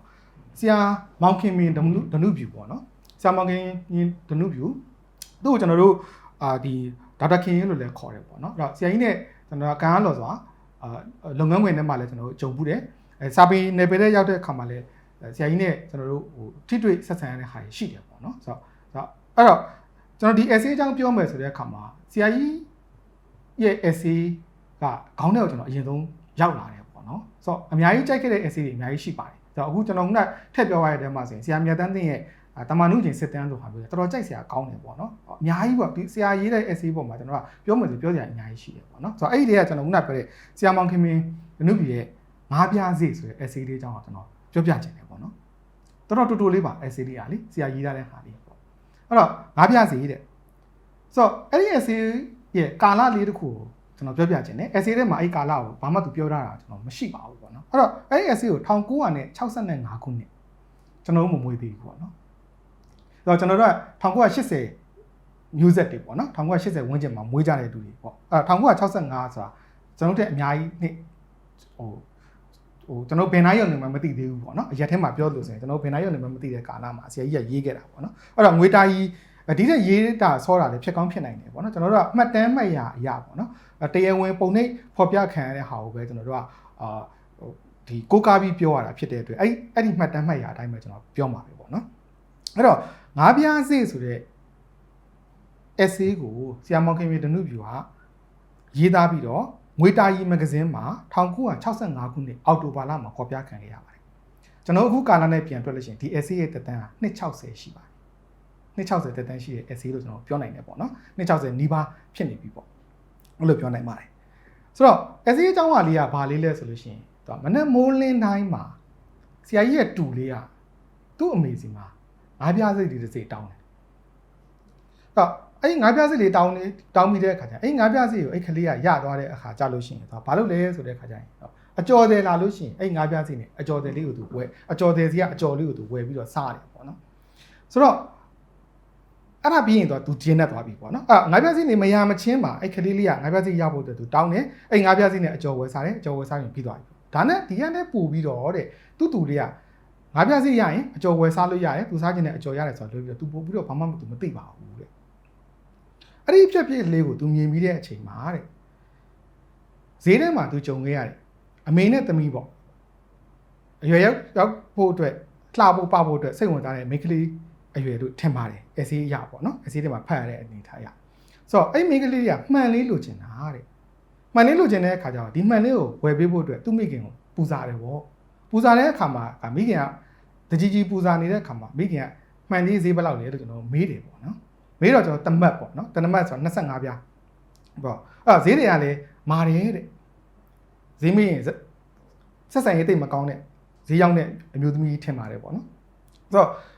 ့ပြန်ဖြေတဲ့အခါမှာဇက်တောက်ဖြေတာတို့နော်ကောင်းမပြောတာတို့ပေါ့ညောပေါ့နော်အဲ့လိုမျိုးလေးဈေးတွေဆက်ဆံရေးကမကောင်းဘူးပေါ့နော်တစ်ဖက်ကခလေးကမိန်းကလေးငယ်လေးကလည်းဒီမှန်လေးကိုသူလိုချင်လို့ပူဇာတယ်ပေါ့နော်အဲ့တော့မိခင်တို့တို့ဝယ်ပေးကျင်တာဖြစ်တဲ့အတွက်တော့ဘာလို့တက်လဲဆိုတော့ဒီမှန်ဝယ်ဖို့အတွက်သူဆုံးဖြတ်လိုက်တဲ့အခါမှာအဲ့မှန်ယူမယ်ပေါ့သူ10တန်လေးတရက်ကိုသူပေးလိုက်တယ်တဲ့အခုနဆက်ဆံရေးတိတ်မကောင်းတဲ့ဈေးတွေအမျိုးသမီးကတမတ်တန်ဝယ်တဲ့ဟာကိုသူ10တန်ဘလို့အနိုင်မလဲဆိုပြီးတော့ညင်းတယ်ပေါ့နော်အဲ့တော့အကယ်၍ဒီဟာလေးကိုမရဘူးဆိုလို့ရှိရင်တော့အခုနကျွန်တော်ပြောသလိုပဲခလေးကလည်းကျင်းတတ်မှာမဟုတ်ဘူးဟလားဟို10တန်မအမ်းနိုင်တာနဲ့ဒီကလေးကတနေကုန်မှာတကြီးဖြစ်နေတော့မှာပေါ့နော်သူစိတ်ကျဉ်တတ်မှုလည်းရမှာပေါ့မိခင်ဖြစ်တဲ့လူကလည်းသူ့သမီးလေးလိုအပ်ချက်ကိုမလုပ်ပေးနိုင်တာဖြစ်တဲ့စိတ်ကောင်းနိုင်မှာမဟုတ်ဘူးပေါ့နော်အဲ့တော့သူကဒီမှန်လေးကိုဝယ်နိုင်ဖို့အတွက်သူကစူးစမ်းပြီးရှာတဲ့အခါမှာပြား20ထွက်လာရဲ့အဲ့တော့ငါးပြစိတ်တွေတစ်စိတ်သူကလိုးနေတာပေါ့နော်အဲ့နဲ့ဒီပြား20နဲ့လည်းဘလို့မှဟိုကရောင်းမှာမျိုးမဟုတ်ဘူးပေါ့နော်ဈေးတွေကလည်း short ပေးတိုင်းမဲ့သဘောမရှိတဲ့အခါကျတော့ငါးပြစိတ်တစ်စိတ်ကိုသူရအောင်ဟိုရှာတီရှာလောက်ရရှာတယ်တဲ့အဲ့လိုဟိုရှာတီရှာလောက်ရတဲ့အခါမှာငါးပြစိတ်တစ်စိတ်ကတနေရာကနေထွက်လာပုံရပါတယ်အဲ့မှာတော့ဘာဖြစ်သွားလဲဆိုလို့ရှိရင်တော့အဲ့25ပြားပြည့်သွားတဲ့အခါမှာအဲ့ခတိလေးကဒီသူလိုချင်တဲ့မှန်လေးကိုသူရသွားတယ်ပေါ့နော်မိခင်ကလည်းသူ့သမီးလိုအပ်ချက်လေးကိုဖြည့်ဆည်းလိုက်ရတာဖြစ်တဲ့အတွက်သူကျင်တတ်သွားတယ်ဆိုတဲ့ဟာမျိုးလေးပြောတယ်ဒါပေမဲ့အဲ့ဒီမှာပြီးသလားဆိုတော့မပြီးဘူးပေါ့နော်ဆရာကဆက်ပြီးတော့သူတွေးတဲ့ဟာတွေပြောပြတယ်အဲ့ငါးပြားစိတ်လေးရဲ့တန်ဖိုးဟာတဲ့အလှခံဘုံဆိုလို့ရှိရင်ငွေလေးငါးပြားဖြစ်တဲ့အတွက်လွယ်တကူအလှခံဘုံလေးကိုထည့်နိုင်တာပဲတဲ့ဘတ်စကားစီးတဲ့အခါကျလို့ရှိရင်လည်းငါးပြားစိတ်လေးတစ်စိတ်ကိုအကျွေပေါ့ဗျာတကယ်ပြောလို့ရှိရင်အကျွေပေါ့အဲ့ဒီအကျွေလေးကလွယ်တကူရှိတဲ့အတွက်ဒီအကျွေလေးကိုပေးလိုက်နိုင်ဘတ်စကားစီးတဲ့အခါမှာကျွန်တော်လွယ်ကူတာပေါ့နော်အဲ့တော့ကျွန်တော်တို့ကဒီအရွယ်ကြီးတွေကိုကျွန်တော်ဘတ်စကားကိုသွားပေးလို့လည်းအဆင်မပြေဘူးပေါ့ဒီအချိန်တော့အဲ့ဒီအချိန်တော့စပယ်ယာတို့ပေါ့ရှိနေလို့တဲ့ကာလာတွေဖြစ်နိုင်တယ်ပေါ့နော်အဲ့တော့ငါးပြားစိတ်လေးတစ်စိတ်ကခုနအလှတန်းအဖြစ်တဲ့အလှခံဘုံတွေကိုလွယ်လင်းကူလှူလိုက်ဖို့အတွက်လည်းရေးကြီးခွင့်ကျဖြစ်မနေဘူးလွယ်လင်းတကူဖြစ်တယ်ပေါ့ကားစီးဖို့အတွက်လည်းကျွန်တော်လွယ်လင်းတကူကျွန်တော်ဖြစ်တဲ့ဟာရှိတယ်ပေါ့နောက်ဆုံးကလမ်းမှာကျွန်တော်တို့ဒီတောင်းရင်းစားတောက်ရတဲ့လူတွေရှိတယ်ပေါ့နော်ဒီလူတွေအားလုံးအတွက်ကိုလည်းကျွန်တော်ဒီငါးပြားစိတ်လေးတစ်စိတ်လှူလိုက်ဖို့အတွက်ကလူတွေကဝင်မလေးတတ်ဘူးဆိုတဲ့ဟာမျိုးတွေဇေယျဆက်ပြောတယ်ပေါ့နော်ဆိုတော့ဆက်ပြောပြီးတဲ့အခါမှာဒီမှာပြီးသလားဆိုတဲ့အခါကျတော့လေဇေယျမပြီးပြန်ဘူးပေါ့နော်မပြီးပြန်မင်းနဲ့တော့ဘာလို့သွားလဲဆိုတော့ခုနကျွန်တော်ပြောတဲ့ဘဝရဲ့အသိအမြင်တွေဆိုတဲ့ဟာမျိုးဖြစ်ကောင်းဖြစ်နိုင်တဲ့ဟာလေးကိုရောက်သွားတာရှိတယ်အဲ့တော့ဆရာကြီးရဲ့စာရေးသားကောဒီမှာသူရေးပြတဲ့ဟာလေးတွေပေါ်မှာရောကျွန်တော်တို့ရဖို့အတွက်အချိန်နဲ့တိတ်အများကြီးမယူတာဖြစ်တဲ့အတွက်ဒါလေးကိုကျွန်တော်စူးစမ်းပြီးကျွန်တော်ဖတ်ပြကြည့်ချင်တယ်ပေါ့နော်ဒါလေးကိုကျွန်တော်နားထောင်ကြည့်ရအောင်ပေါ့နော်သူဒီတထေးလက်တရောင်းစားလက်မခွဲခြားလက်တကာလက်ထဲမှာသူ့ကိုတွေ့နိုင်သည်ငါးပြားစေးဤနေပေသည်ကျေပြန့်လှပါသည်ငါးပြားစေးသည်ငွေကြေးလောကတွင်တိမ်ငယ်လှသည်သူ့မှာဂုံဒရတ်မရှိအရေးလည်းမပါမျက်နာလည်းမလှသို့တော်သူ့အစမ်းတက်တိကလေးသူနှင့်လူတကာဤအစဉ်ပြေမှုကိုတတ်နိုင်သည်မြဖြည့်ဆည်းပေးသည်တထေးရောတရောင်းစားပါသူနှင့်အပေါင်းအသင်းပြုရသည်10တန်20တန်များမှထိုသို့မဟုတ်ခန်းနာထေဝါလှသည်သုံးဆွဲနိုင်သူ၏အိတ်ထဲမှသာအခန့်သားနေကြသည်မသုံးနိုင်မဆွဲနိုင်သူဘက်သို့လှည့်၍မကြည့်တရောင်းစား၏ခွက်ကိုမျက်စောင်းမျှမထိုးပေကျွန်တော်တို့ပတ်ဝန်းကျင်တွင်လူမျိုးမျိုးရှိပါသည်အချို့မှာဟိတ်ဟန်ကြီးလှသည်ထေဝါလှသည်ခန်းနာလှသည်မြေကြီးနှင့်ခြေထောက်မထိကျင်သောမျက်စိကောင်းကောင်းမဖွင့်ကျင်သောလူမျိုးဖြစ်သည်သူတို့သည်ငါတို့လိုလူမျိုးငါတို့ပဲရှိတယ်ဟိဟုကြွေးကြော်ခြင်းတက်ကြသည်သူတို့လိုလူမျိုးချင်းသာပေါင်းတင်းဆက်ဆံခြင်းကြသည်သူတို့လောက်အစင်တန်းမမြင့်ဟုယူဆသူတွေကိုမျက်မှောင်ကုတ်၍ကြည့်တတ်ကြသည်သူတို့ပတ်ဝန်းကျင်မှာသူတို့လိုလူတွေသာရှိသည်ထို့ကြောင့်အလွန်နေခြင်းသည်သူတို့တွင်စွမ်းရည်တတိကြီးတွေရှိခြင်းရှိမည်သို့တော်ထိုစွမ်းရည်ဤလူအများ၏အစဉ်ပြေမှုကိုဖန်တီးမပေးနိုင်ကြကျင်းမြောင်းစွာတီးခြားတည်နေတတ်ကြသည်ထိုလူမျိုးသည်20တန်လိုလူမျိုးဖြစ်သည်ဟုဆိုခြင်းပါသည်အချို့မှမူဟိတ်ဟန်လည်းမရှိထဲလည်းမထဲဝါ ခံလဲမခံတာအေဂျင့်သည်ရိုးသားသည်သူတို့သည်ကိုယ်အစမ်းထွက်ချင်မှသူတို့သည်တိတ်အစွမ်းထက်ချင်မှထက်မည်သို့တော်သူတို့မှာရှိသမျှစွမ်းရည်ကလေးဖြင့်လူအများ၏အစဉ်ပြေမှုကိုအသက်နိုင်ဆုံးဖန်တီးပေးကြသည်ခြေသိမ်းကောင်းပိုက်လုပ်ပေးတတ်ကြသည်ဟိတ်ဟန်မရှိသဖြင့်လူတကာနှင့်ရောနှောဆက်ဆံသည်ထို့ကြောင့်သူတို့ပတ်ဝန်းကျင်မှကျေပြန့်သည်သူတို့၏စေတနာကြောင့်လည်းသူတို့ကိုမေတ္တာထားသည်ထိုလူမျိုးသည်ငါးပြားစီလိုလူမျိုးဖြစ်သည်ဟုဆိုခြင်းပါသည်ကျွန်တော်စဉ်းစားကြည့်ပါသည်20တန်းကိုလူတိုင်းကင်မသုံးနိုင်ငါးပြားစစ်ကိုလူတိုင်းကင်သုံးနိုင်သည်နေရာတကာ20တန်းကိုသုံးနေရကြီးမဖြစ်20တန်းကိုသုံးရအစဉ်မပြေနိုင်သောကိစ္စများစွာတွင်ငါးပြားစစ်ကိုသုံးရအစဉ်ပြေအောင်လုပ်နိုင်သည်ကျွန်တော်သည်20တန်းမဖြစ်ရ၍ဝမ်းမနေပါငါးပြားစစ်ဖြစ်ရင်လူဖြစ်ရကြိုးနှက်ပြီးဟုထင်ပါသည်ငါးပြားစစ်ဖြစ်အောင်ကျွန်တော်စူးစမ်းရပေဦးမည်ဆရာအဲ့လိုလေးရေးပြီးတော့ရှေ့ရဖြစ်ပျက်တွေကိုသူပြောပြီးတော့အဲ့လိုလေးနဲ့တော့သူ့ essay လေးကိုတော့အဆုံးသတ်ပြီးတော့ကျွန်တော်တို့တွားတာကိုတွေ့ရတယ်ပေါ့နော်အဲ့တော့သူတွေးကြုံလိုက်တဲ့အတွေ့အကြုံတွေအားလုံးကတိတ်ကြီးကျယ်ခန်းခန်းနားဟုတ်မနေဘူးဒီနော်ဆိုတော့နောက်ကျွန်တော်တို့ပြောလို့ရှေ့မှာကျွန်တော်တို့သူ့ရဲ့အတွေ့အကြုံသေးသေးလေးတစ်ခုမှနေစပြီးတော့သူအတွေ့အကြုံတွေနှစ်ခုပေါ်မှာအခြေခံပြီးတော့ရေးတဲ့အခါမှာကျွန်တော်ကနောက်ဆုံးမှာဒီစာလေးအဆုံးမှာခွန်အားရှိတဲ့ဟာမျိုးပေါ့နော်အဲ့ဒါမျိုးကျွန်တော်ရတယ်နောက်တစ်ခုကအေဂျင့်နဲ့ဟာမျိုးကိုကျွန်တော်ရတယ်နောက်တစ်ခုကဆရာကဘယ်လိုလူမျိုးဖြစ်ချင်တယ်ဘယ်လိုလူမျိုးဖြစ် तू ကဖြစ်တင်တယ်လို့ तू ပြောတာမဟုတ်ဘူးနော် तू ဘယ်လိုလူမျိုးဖြစ်ချင်တယ်ဆိုတဲ့ကိစ္စငါလည်းဖြစ်ချင်လိုက်တာဆိုတဲ့အတွေးမျိုးတွေကျွန်တော်မှရလာတယ်ပေါ့နော်နောက်တစ်ခုကခုနကျွန်တော်ရှေ့မှာပြောတဲ့ရသနဲ့ပတ်သက်တဲ့ပြောတဲ့အခါမှာချစ်စရာကောင်းတဲ့ဟာလေးတွေရှိတယ်ပေါ့နော်ချစ်စရာကောင်းလိုက်တာဆိုတာမျိုးပြောချင်တယ်ပေါ့နော်အဲ့တော့ဆရာကဒီမှာဘာလဲဆိုတော့ဆရာမောင်ခင်မင်းသူနုပြူဆိုတာမြန်မာစာဆရာကြီးပေါ့နော်အခုတော့ဆရာကြီးကဆုံးသွားတာလည်းမကြသေးဘူးပေါ့နော်ဝမ်းနေစရာကောင်းပါတယ်အမတန်ဟွာဖြစ်တဲ့ဆရာကြီးပါပေါ့နော်အဲ့တော့သူကဒီမှာဘာရေးပြလဲဆိုလို့ရှိရင်သူကကလေးကအမေစီကပတ်စံတောင်းတဲ့ဟာလေးကိုမေပိုက်ချန်ငါးကြားဆိုတဲ့ဟာမျိုးလေးသူကရေးတယ်ပေါ့နော်အဲ့တော့အဲ့လိုမျိုးလေးဟာတကယ်တမ်းသူအဲ့လိုရေးပြတဲ့ဟာကျွန်တော်ကြည်နုစရာကောင်းတယ်ချစ်စရာကောင်းတဲ့ဟာလေးပေါ့နောက်တစ်ခုကမှန်လိုချင်လို့မှန်လေးလိုချင်တယ်ဝယ်ပေးပါအမေရဲ့ဝယ်ပေးပါဆိုပြီးပူဇာတဲ့ဟာမျိုးလေးရတယ်အမေနဲ့သမီးထားမှာဆက်ဆံရေးလေးကအမတန်ကြည်နုစရာချစ်စရာကောင်းတယ်ပေါ့ကျွန်တော်ဒါလေးကျွန်တော်ရတယ်ပေါ့နော်ဆိုတော့ဒီမှလည်းကျွန်တော်ရက်သွားသလောက်ဆိုမရက်ဘူးကျွန်တော်ရှေ့ရပြောသလိုပဲဒီကျွန်တော်ကဒီလိုငါလေးဖြစ်ချင်လိုက်တာဆိုတဲ့အတွေးမျိုးကကျွန်တော်မှလည်းဒါမျိုးကျွန်တော်ရလာတဲ့ဟာမျိုးကျွန်တော်တွတ်တွေ့ရတာပေါ့နော်နောက်တစ်ခုကဒီမှာကျွန်တော်အမြင်ယူဆပေါ့နော်မှားရင်လည်းပြင်ပေးကြပါလို့ကျွန်တော်မြတ်တာရက်ခံခြင်းတယ်ပေါ့နော်ဒီမှာကျွန်တော်နောက်ကန် setting ရှိတယ်လို့ကျွန်တော်ကယူဆနေဗျာအဲ့ setting ကိုပြတဲ့ဟာလေးကဘာလဲဆိုလို့ရှိရင်တော့အဲ့ငါးပြားစီနဲ့20တန်ဗျာဒီနေ့မှာကျွန်တော်တို့အတွက်ကငါးပြားစီလဲကျွန်တော်တို့အတွက်ဒီနေ့ခေတ်ကာလမှာကျွန်တော်တန်ဖိုးမရှိတော့ဘူးဗျာမြင်တော့မမြင်ဘူးငါးပြားစီဆိုတဲ့ဟာမျိုးပေါ့နော်အများစုကမမြင်တော့ဘူးပေါ့ကျွန်တော်တို့1980မွေးခဲ့တဲ့လူတွေကတော့ငါးပြားစီမြင်လဲမြင်မှုခဲ့တယ်သုံးလဲသုံးမှုခဲ့တယ်ပေါ့ခုနတမတ်ဆိုတာလဲကျွန်တော်တို့သုံးမှုခဲ့တယ်25ပြားတမတ်ဆိုလဲသုံးမှုခဲ့တယ်မြင်လဲမြင်တန်ဖိုးလဲရှိတယ်အဲ့ချိန်တော့မုတ်တွေဝယ်စားလို့ရသေးတယ်ပေါ့မဟုတ်ဘူးတမတ်ရတယ်ဆိုတာရှိခဲ့ဘူးတည်တာပေါ့နောက်20တန်းဆိုလဲကျွန်တော်မမြင်ရတော့ဘူးလေကျွန်တော်ဒီခေတ်မှာမမြင်အဲ့တော့ဒီခေတ်ကာလအရာကျွန်တော်ပြန်ပြောလို့ရှိရင်ဟာငါးပြားစစ်ဆိုတဲ့ကိစ္စမျိုးဘယ်သူမှကျွန်တော်မမြင်ရတော့ဘူးမတွေ့တော့ဘူး20တန်းဆိုတဲ့ကိစ္စမျိုးကျွန်တော်မမြင်ရတော့မတွေ့တော့ဘူးပေါ့နော်ဒါပေမဲ့အဲ့ဒါကကျွန်တော်ကနောက်ခံ setting ကြီးကိုပြောလိုက်တာပဲ1965ခုနှစ်မှာရေးခဲ့တဲ့ essay ဖြစ်တယ်လွန်ခဲ့တဲ့260လောက်က essay မှာအဲ့ဒီကာလမှာငါးပြားစီတွေဒီ20တန်းနေရာတန်ဖိုးရှိသေးတယ်ဆိုတဲ့ဟာမျိုးသူတို့ရဲ့ဟာကိုကျွန်တော်တွေ့ရမြင်ရတဲ့ဟာမျိုးကျွန်တော်သိရတယ်ပေါ့နော်ဒါပေမဲ့အဲ့ဒီဟာကြီးကအဲ့ဒီခေတ်ကာလကလေငါးပြားစီကတအားတန်ဖိုးရှိတာပေါ့ငွေစိတ်ကလည်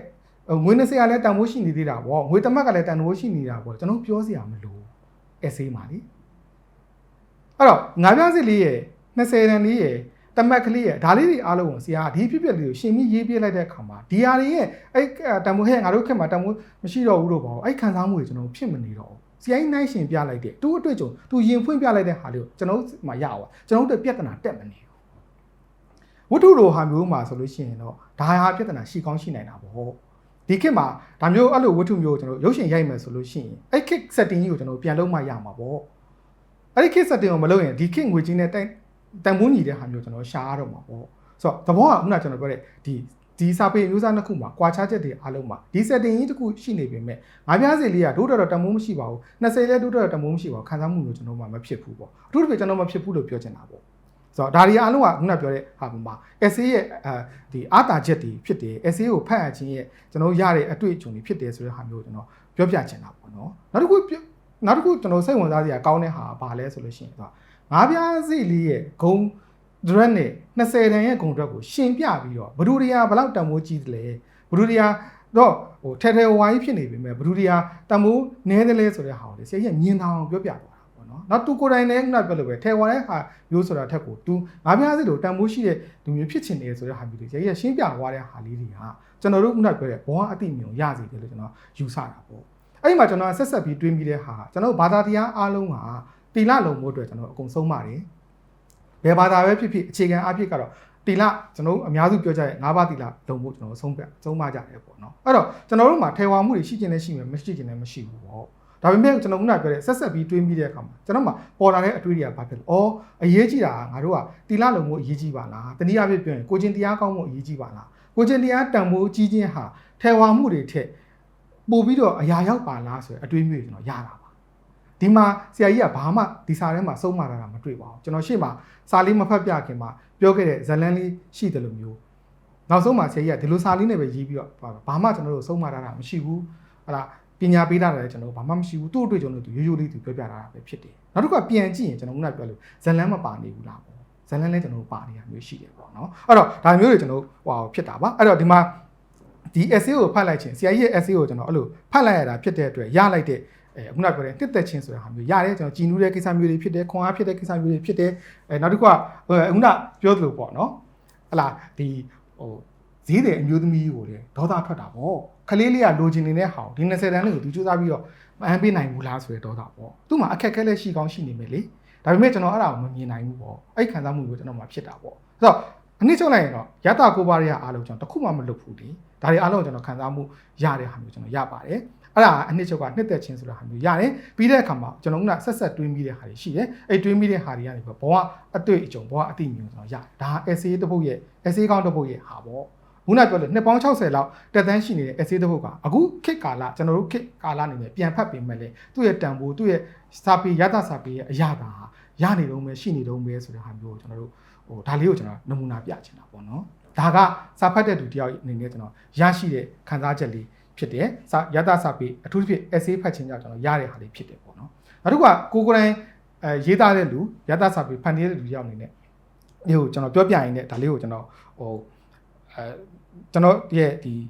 ဆွေးနွေးမှုလေးကိုကျွန်တော်နေကုန်းချုပ်ချင်ပါတယ်ပေါ့နော်အဲ့တော့ကျွန်တော်ကငငယ်မှာထုံးစံတိုင်းပဲပေါ့နော်ငငယ်မှာကျွန်တော်ကျောင်းတက်တဲ့အချိန်မှာဒီမူလတန်းကျောင်းသားဘွားလောက်ထဲကနေပြီးတော့ရင်းနှီးလာတဲ့မိန်းကလေးတယောက်ရှိတယ်ပေါ့နော်ဆိုတော့အဲ့မိန်းကလေးနဲ့ဟိုစိတ်ဝင်စားလာတယ်ပေါ့အဲ့ငငယ်အရွယ်မှာတော့ဒီမိန်းကလေးပေါ်မှာဟိုခုနဒီအရွယ်ရောက်ပြီးသားလူတွေလိုမျိုးစိတ်ဝင်စားမျိုးမဟုတ်ဘူးပေါ့နော်ဒါဒီစန့်ကျင်ဘက်ဒီမျိုးသားမျိုးသမီးတဘာဝလိန်တဘာဝရစန့်ကျင်ဘက်ကိုစိတ်ဝင်စားတတ်တဲ့တဘာဝရပဲထင်တယ်ပေါ့နော်ဖြစ်ချင်တော့တရတော်မှာဒီမိန်းကလေးနဲ့ဒီ toilet အသွားမှာတယောက်နဲ့တယောက်ဒီကြောင်းတက်ချိန်မှာပြေးကြလွှားကြရင်ねဝင်ပြီးတိုးမိကြရင်ねတယောက်နဲ့တယောက်ပွေ့ဖက်မိကြတဲ့အချိန်မျိုးလေးဖြစ်တယ်ပေါ့နော်ဆိုတော့ဒီအခြေအနေလေးတော့ဖြစ်လာတယ်ဖြစ်လာပြီးတဲ့အခါမှာဒီတငယ်ချင်းနှစ်ယောက်ကနေပြီးတော့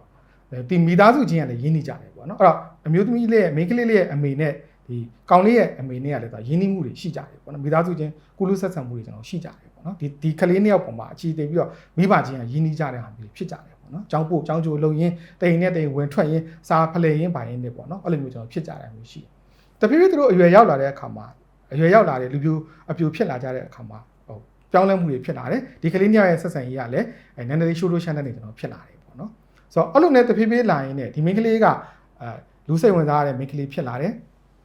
သူ့ကိုသဘောကျကြတဲ့ကာလာသားကြီးများတယ်ပေါ့လူပြိုတွေများကြတယ်ပေါ့အဲ့ဒီထဲမှာစာရေးတဲ့လူတွေလည်းပါတယ်ပေါ့ဆိုတော့အဲ့လိုဖြစ်လာတဲ့အခါမှာဒီကလေးမိန်းကလေးကိုရဲ့ဒီချစ်ချင်းမြတ်တာကိုရဖို့အတွက်စူးစမ်းကြတဲ့ဇလန်းတွေအားမျိုးကလည်းအဲ့စာရေးတဲ့လူကအဲ့ဒီအမြဲတမ်းသူကရှိနေတယ်ပေါ့နော်အဲ့တော့ကန်လောက်စာနဲ့လုပ်ငန်းခွင်တွေကိုသူရောက်သွားတဲ့အခါမှာတရက်မှာအဲ့မိန်းကလေးနဲ့ဒီဟိုစာရေးသူတွေကပြန်ပြီးတော့စုံကြတွေ့ကြတဲ့အခါမှာသူတို့တငယ်ချင်းဒီတန်ရုံးစင်နဲ့ရှိတာဖြစ်တဲ့အတွက်တငယ်ချင်းတွေဆိုပြန်စုံတယ်ပေါ့စုံတဲ့အချိန်မှာအခုနပြောတဲ့ဒီကောင်လေးရဲ့မြစ်တာပေါ့နော်ဒီကောင်မလေးပေါ်မှာရင်ငန်တဲ့စိတ်ချစ်ကျွမ်းဝင်တဲ့စိတ်ကရှိတာဖြစ်တဲ့အတွက်ဒီကောင်မလေးကိုသူချင်းကပ်လာတာရှိတယ်ဒါပေမဲ့အရွယ်ရောက်ပြီးသားသူဖြစ်တဲ့လုပ်ငန်းခွင်မှာဖြစ်တဲ့သူတို့စုံတိုင်းစုံကြတွေ့ကြတဲ့ဟာမျိုးတွေဆိုတာအများနဲ့ဖြစ်လာတယ်ပေါ့နော်ဖြစ်လာတဲ့အချိန်မှာ तू ကဝတ်စားစီမှုအားဖြစ်ကလည်းအဲ့အခြေအနေကဒါ blouse လိုဟာမျိုးတော့ဝတ်တယ်ပေါ့နော်သူကဝတ်တဲ့အခါမှာဒီမိန်းကလေးအမျိုးသမီးတွေရဲ့ဒီအဲ့လိုအင်ကြီးလေးဝတ်လိုက်တဲ့အခါမှာဒီရင်သားရဲ့အထက်မှာဒီရင်ညွန်လေးဆိုတာပေါ်တတ်တယ်ပေါ့နော်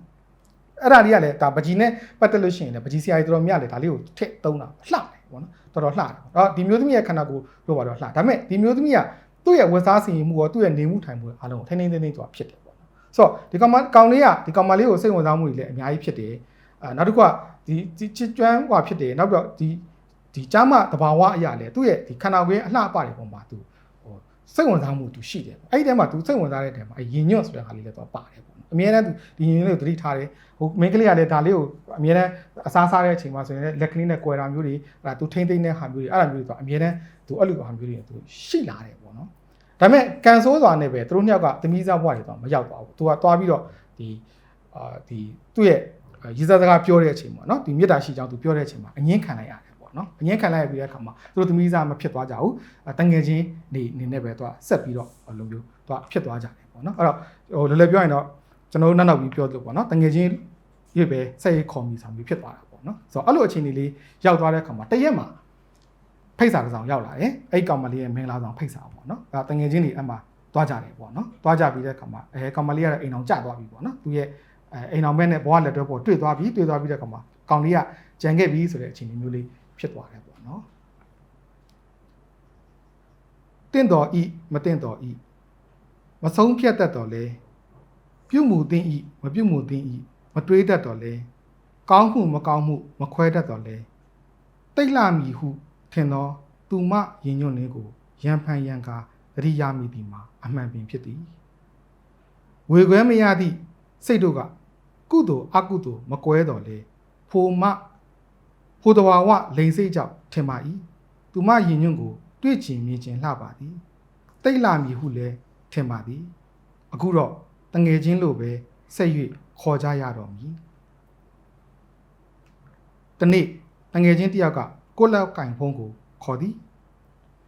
ကိုဖုံးလက်ခံတော့ဟဲ့ကောင်မင်းတန်ရောစင်လက်ကျန်ကာသလုဆေးရုံမှာခလေးမွေးနေတယ်သွားအားပေးရအောင်ငါခုလာခဲ့မယ်ဟုဆိုကဖုံးချသွားသည်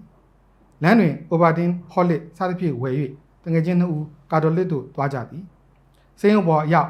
သူမတားဦးမွေးရအခန်းကိုတို့တငယ်ချင်းနှစ်ယောက်လှစ်ခနဲဝင်လိုက်ကြသည်ကိုတို့လည်းအဝင်သူမကလည်းသူမ၏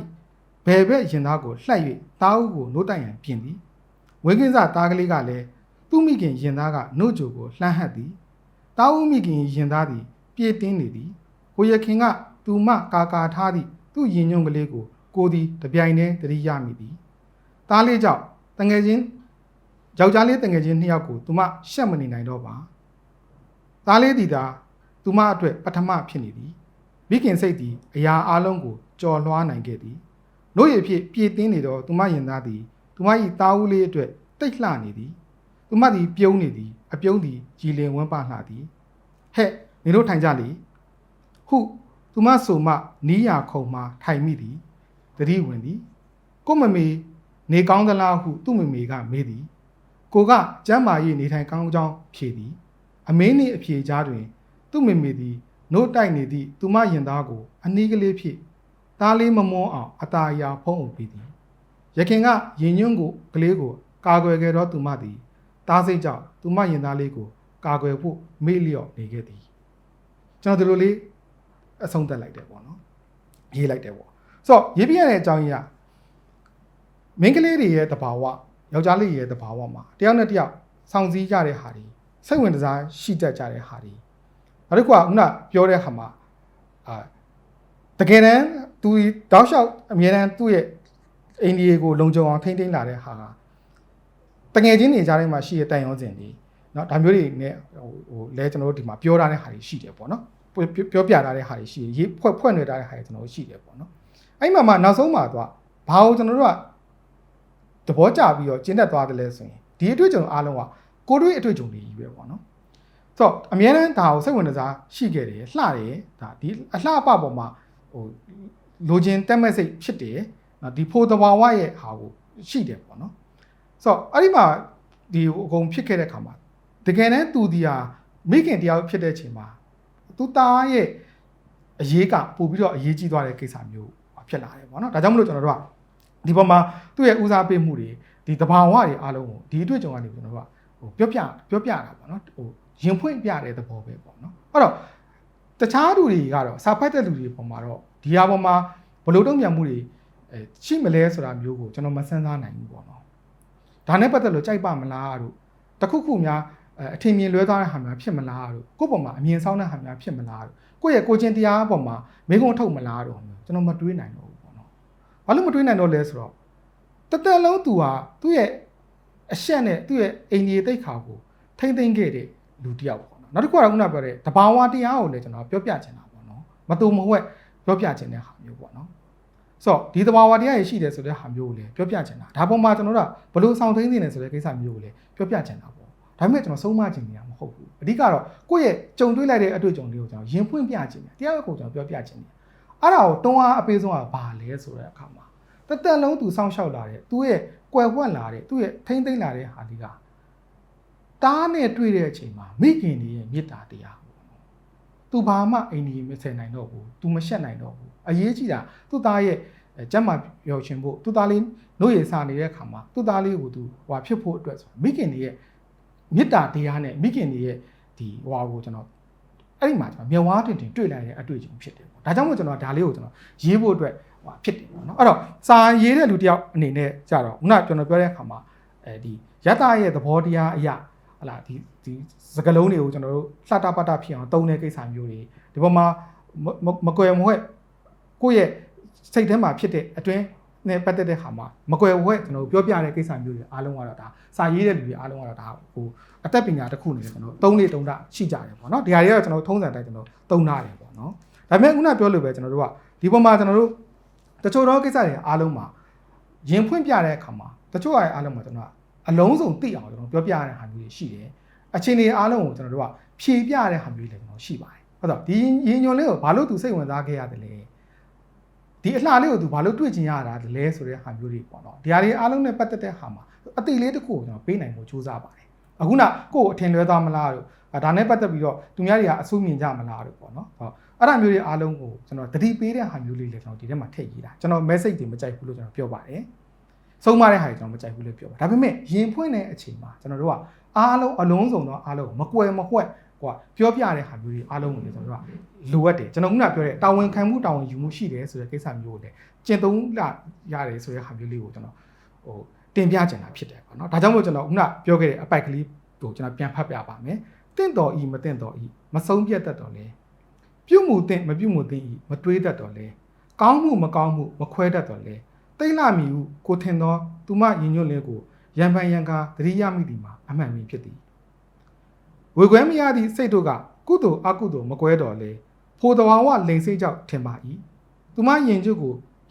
ုတွေ့ကြင်မိခြင်းလှပါသည်တိတ်လာမီဟုလည်းထင်ပါသည်ဆိုတော့ဒါလေးကခုနကျွန်တော်ပြောတဲ့အခါမှာဖြည့်ပေးလိုက်တဲ့ကိစ္စလေးပေါ့နော်တတိပေးလိုက်တဲ့ကိစ္စလေးပဲနောက်တစ်ခုကတဘာဝတရားကဒီလိုရှိတတ်ပါတယ်ဆိုတဲ့ဟာမျိုးလေးပေါ့နော်ဆိုတော့ဒါပေါ်မှာကျွန်တော်တို့ကကုသလားအကုသလားတင့်တော်လားမတင့်တော်လားဆိုတဲ့ဟာကိုစာဖတ်တဲ့လူအနေနဲ့ကိုယ်တိုင်နဲ့ဒါကိုချင့်ချိန်မိပါတယ်ဒီအောင်ဆောင်ထိန်မိပါတယ်ဆိုတဲ့ဟာမျိုးကိုရင်ဖွင့်ပြလိုက်တာပဲပေါ့နော်ဆိုလင်းရင်အိဗယ်မှာကျွန်တော်တို့ကစာရေးတဲ့လူတွေကမှာတာဝန်ခံရတယ်တာဝန်ယူမှုရှိရတယ်တချို့သောကိစ္စတွေအားလုံးမှာကျွန်တော်တို့ကဒီပွင့်လင်းစွာကျွန်တော်ပြောပြဖို့လိုအပ်တယ်ပေါ့နော်ပွင့်လင်းကျွန်တော်ပြောပြဖို့လိုအပ်တယ်နောက်တဘာဝတရားတွေအားလုံးကိုကျွန်တော်ဖုံးကွယ်လိုက်ဖို့မတင့်တော်ဘူးပေါ့နော်အဲ့တဘာဝတရားအားလုံးကကောင်းနေတယ်လို့ကျွန်တော်မဆိုနိုင်ဘူးပေါ့ကုသိုလ်ကြီးဖြစ်နေတယ်လို့ကျွန်တော်မဆိုနိုင်ဘူးပေါ့အကုသိုလ်ဆိုတဲ့ကိစ္စမျိုးတွေလည်းကျွန်တော်ဖြစ်နိုင်တယ်ဆိုတာမျိုးကိုကျွန်တော်ဖော်ပြချင်တာဖြစ်တယ်ဒါကိုကျွန်တော်တို့ကစောင့်ထိန်တင့်တယ်စောင့်ထိန်အပ်တယ်ဆိုတဲ့ဟာမျိုးကိုပြောပြချင်တာဖြစ်တယ်နောက်တစ်ခုကခုနကျွန်တော်တို့ပြောတဲ့မိခင်ရဲ့မေတ္တာတရားပေါ့နော်တောက်လျှောက်ဟိုဖြစ်ခဲ့တဲ့ဟာကဒီကျွန်တော်နောက်ဆုံးမှာအဆုံးသတ်ထားလို့ပဲယခင်ကရင်ညုံကလေးကိုကာကွယ်ခဲ့သောသူမသည်တားစိတ်ကြောင့်သူမရင်သားများကိုကာကွယ်ဖို့မေ့လျော့နေခဲ့သည်ဆိုတဲ့ဟာမျိုးလေးကကျွန်တော်အဆုံးသတ်ထားတယ်ပေါ့နော်ဒါကတကယ်ကြောင့်မိခင်မြတ်တာဖြစ်တယ်တချို့သောမိခင်တွေဆိုလို့ရှိရင်တားအတွက်ပေါ့နော်အသက်ဆုံးရှုံးပေးတဲ့ဟာမျိုးတွေအကာအကွယ်ပေးရတာရှိတယ်အဲ့တော့ဒီမြတ်တာတရားကိုကျွန်တော်တို့ကဖော်ပြပြီးပြောပြပေးတာပဲရှိတယ်ပေါ့နော်ဒါပေမဲ့ဒီမှာကျွန်တော်ကဒါတွေအားလုံးကမိခင်မြတ်တာဖြစ်ပါတယ်လို့ဒါတွေအားလုံးဟိုစောင့်သိရမယ့်ဟာပဲဖြစ်ပါတယ်ဆိုတဲ့ဟာမျိုးတွေနဲ့လော်ပြောရင်တော့ကျွန်တော်တို့အတုံးလိုက်အတစ်လိုက်ကြီးကျွန်တော်ဆုံးမထားတာတွေမရှိပါဘူးညွှန်ကြားထားတာတွေမရှိပါဘူးပညာပေးထားတာတွေကျွန်တော်မရှိပါဘူးပေါ့နော်ဆိုလိုချင်တဲ့အဓိပ္ပာယ်ကခုနပြောတဲ့ဟာကြီးမရှိဘူးဆိုပေမဲ့ယတစာပေဖတ်ချင်းကြောင့်ယတစာပေကအတွေ့အကြုံကိုလူချင်းကြောင့်ဒီစာပေကနေပြီးတော့ခုနပြောတဲ့တစ်သက်ချင်းဆိုတဲ့ဒီအဆုံးဒီနှစ်သက်ချင်းဆိုတဲ့အနှစ်ချုပ်ကနေစပြီးတော့ကျွန်တော်တို့ကခုနပြောတဲ့ဘောအတိအမြင်နဲ့အားလုံးကိုကျွန်တော်ရနိုင်ပါတယ်ပေါ့နောက်တစ်ခါကိုဖြတ်တန်းရတဲ့ဟာတွေရှိတယ်လူတိုင်းဒီမိခင်ရှိနိုင်တယ်ကိုချစ်ကျွမ်းဝင်ရတဲ့လူတွေရှိနိုင်တယ် ဆိုတော့လူတိုင်းမှာမိခင်ရှိတယ်ကိုချစ်ခင်နှစ်တရားတွေရှိတယ်နှမသားချင်းတွေကျွန်တော်ရှိရတဲ့ခါမှာဒီပေါ်မှာကျွန်တော်တို့ရဲ့ဒီသဘာဝတွေပေါ်မှာဘာတွေကိုဆင်ခြင်တင်တယ်ဆိုတဲ့ဟာမျိုးသူဆက်သွေးသွားတဲ့ဟာလေးဖြစ်နိုင်တာပေါ့အခုနဆရာမောင်ခင်ဒနုပြူရဲ့ essay လေးကိုဖတ်ရတဲ့အခါမှာကျွန်တော်ရတဲ့ကိုချင်းတရားနဲ့ပတ်သက်တဲ့အတွေးခေါ်မျိုးဆက်သွေးမိတဲ့ကိစ္စမျိုးဒါမျိုးတွေကကျွန်တော်ဆက်သွေးနိုင်တာရှိတယ်ပေါ့ဒါကြောင့်မို့ကျွန်တော် essay ကိုကျွန်တော်ဘာလို့ကြိုက်ရတယ်လဲကျွန်တော် essay သမားဘာလို့ဖြစ်ရတယ်လဲဆိုတဲ့အကြောင်းရင်းကစာဖတ်တဲ့လူကိုကျွန်တော်တို့စာမှာအဆုံးတက်လိုက်တဲ့ဟာမျိုးမဟုတ်ဘူးပေါ့လမ်းဖွင့်ပေးလိုက်တာဖြစ်တယ်သူဆက်သွေးသွားနိုင်အောင်ဒီအတွေ့အကြုံကနေပြီးတော့သူသင်ခန်းစာရသွားအောင်ဘောအသိမြင်ရသွားအောင်ကျွန်တော်လမ်းဖွင့်ပေးနိုင်တာဖြစ်တယ်သူကလွတ်လပ်စွာတွေးနိုင်တယ်ကျွန်တော်ဝေဖန်လို့လည်းရတာပေါ့ကျွန်တော်တခုခုဆုံးဖြတ်ပေးထားတဲ့လူမဟုတ်တာဖြစ်တဲ့အတွက်ကြိုက်တယ်မကြိုက်ဘူးတင့်တော်တယ်မတင့်တော်ဘူးမှားယွင်းတယ်မှန်ကန်တယ်ဆိုတဲ့ဟာမျိုးသူမှတ်ချက်တွေကျွန်တော်တို့သူပေးနိုင်တာပေါ့အဲ့တော့ကျွန်တော် essay ကိုကြိုက်ရတဲ့အကြောင်းရင်းတစ်ခုကကိုယ့်ရဲ့ခံစားချက်ကိုယ့်အတွေ့အကြုံကိုယ့်ရဲ့ဟာကိုရင်ဖွင့်နိုင်တဲ့ဟာမျိုးဖြစ်တယ်ကိုယ့်ရဲ့အနည်းဆုံးကိုအရင်နည်းဆုံးချစ်ကြွမ်းဝင်ဆုံးလူတွေအားလုံးကိုကအများကြီးပြောပြနိုင်တဲ့အခြေအနေမျိုးရှိတာဖြစ်တဲ့အတွက် essay ကိုကြိုက်တယ်လို့ဖြစ်တဲ့အပြင်ကိုနောက်တစ်ခုကဘာရှိလဲဆိုတော့အဲ့ဒီကနေကျွန်တော်တို့အများကြီးတွေးနိုင်တယ်သူဆက်သွေးသွားနိုင်ဖို့တွေးပြီးအများကြီးသူ့ရဲ့ဘဝတွေ့ကြုံတွေမှာသူပြန်ပြီးတော့ဒီသူ့ရဲ့တွေးခေါ်ဆင်ခြင်နိုင်မှုဒီနဲ့ပတ်သက်ပြီးတော့ကျွန်တော်ကလမ်းဖွင့်နိုင်တဲ့ဟာတွေအားလုံးကိုပေးနိုင်တာဖြစ်တဲ့အတွက်ကျွန်တော်က essay သမားဖြစ်ရတဲ့ဟာကိုကျွန်တော်ကျင်နေရတာဖြစ်ပါတယ်ပေါ့နော်ဒါကြောင့်မလို့ကျွန်တော်အနေနဲ့ကတော့ essay ဒီကိုဖန်တီးတဲ့အခါမှာ essay ရေးသားတဲ့ဘက်ကိုပို့ပြီးတော့ရောက်ရတာဟာဒီလိုအကြောင်းတွေကြောင့်လို့ကျွန်တော်ထင်ပါတယ်အဲ့တော့ကျွန်တော်တို့မှာ essay တွေအများကြီးရှိပါတယ်မြန်မာပြည်မှာ essay ကဟိုဒီကျွန်တော်တို့ကတခြားဝတ္ထုတို့ဟလာဒီခက်ပေါ်ပေါ့နော်ခက်ပေါ်လို့ကျွန်တော်တို့ခေါ်တဲ့ဒီဟိုဝတ္ထုတို့ဒီဝတ္ထုတို့တခြား essay တို့စာပေအမျိုးအစားတွေနဲ့အတူတူပေါ့နော်နှစ်ပေါင်းများစွာမြန်မာစာပေမှာအခိုင်အမာရှိနေတယ်essay တွေလည်းအများကြီးထွက်ထားကြတယ်ဒီနေ့မှာ essay ဆရာကြီးတွေလည်းအများကြီးရှိတယ် essay နဲ့ပြောတဲ့ဟာတွေလည်းကျွန်တော်အများကြီးရှိတယ်ပေါ့နော်နောက်တစ်ခုကတော့ essay နဲ့ပတ်သက်ပြီးတော့ဒီစာတန်းငယ်စာတန်းဆိုပြီးတော့အဲ့လိုစာတန်းတွေလည်းကျွန်တော်ရှိတယ် essay ကြောင့် essay ဆိုပြီးတော့ဒီဆရာမောင်ရဲမှာအကြောင်းကုန်းတော့ essay နဲ့ပတ်သက်ပြီးရေးတာတွေလည်းရှိတယ်မဂ္ဂဇင်းတွေတော်တော်များများမှာလည်းကျွန်တော်တို့က essay တွေကိုကျွန်တော်တခုတည်းရဖော်ပြနေတဲ့ဟာတွေလည်းရှိတယ်အခုလည်း essay စာအုပ်ဆိုပြီးတော့ essay တွေနဲ့ပတ်သက်ပြီးထွက်တာတွေရှိတယ်ပေါ့နော်အဲ့တော့နယ်ပယ်စုံကအကြောင်းအရာတွေအကုန်လုံးကိုကျွန်တော်တို့ကဒီ essay တွေထဲမှာကျွန်တော်တွေ့နိုင်တယ်ဒါဖြစ်တဲ့အတွက်ဒီစာပေနဲ့ပတ်သက်လို့ဒီဟာကိုကျွန်တော်မြည်စမ်းကြည့်မယ်ဆိုလို့ရှိရင်တော့မြည်စမ်းနိုင်တဲ့အစာပေအမျိုးအစားတစ်ခုဖြစ်ပါတယ်အမတန်နှွေးထွေးတဲ့အရာတာကနေတဆင့်ဘဝရဲ့အသိဉာဏ်နဲ့အားလုံးကိုရနိုင်မယ်လို့ကျွန်တော်ကယုံကြည်တယ်လို့ကျွန်တော်ပြောရင်းနဲ့နေကုန်းချုပ်ပါတယ်အဲ့တော့ဒီအစီအစဉ်ကတော့ကျွန်တော်တို့ဒီမြန်မာစာပေ page ကနေပြီးတော့လုပ်တဲ့အစီအစဉ်ဖြစ်ပါတယ်အခုလိုမျိုးကျွန်တော်ဒီအစီအစဉ်မှာလာပြီးတော့မျှဝေခွင့်ရတဲ့အတွက်ဒီမြန်မာစာပေအဖွဲ့သားတွေကိုဒီကျွန်တော်ရဲ့ဒီတင်ပြဆွေးနွေးချက်တွေနဲ့ပတ်သက်ပြီးတော့အချိန်ယူပြီးနားထောင်ပြီးတဲ့ဒီမိတ်ဆွေများဆရာသမားများရဟန်းရှင်လူအားလုံးကိုလည်းကျွန်တော်ကျေးဇူးတင်ကြောင်းဒီနေ့ကနေပြောကြားချင်ပါတယ်ကျေးဇူးတင်ပါတယ်ခင်ဗျာ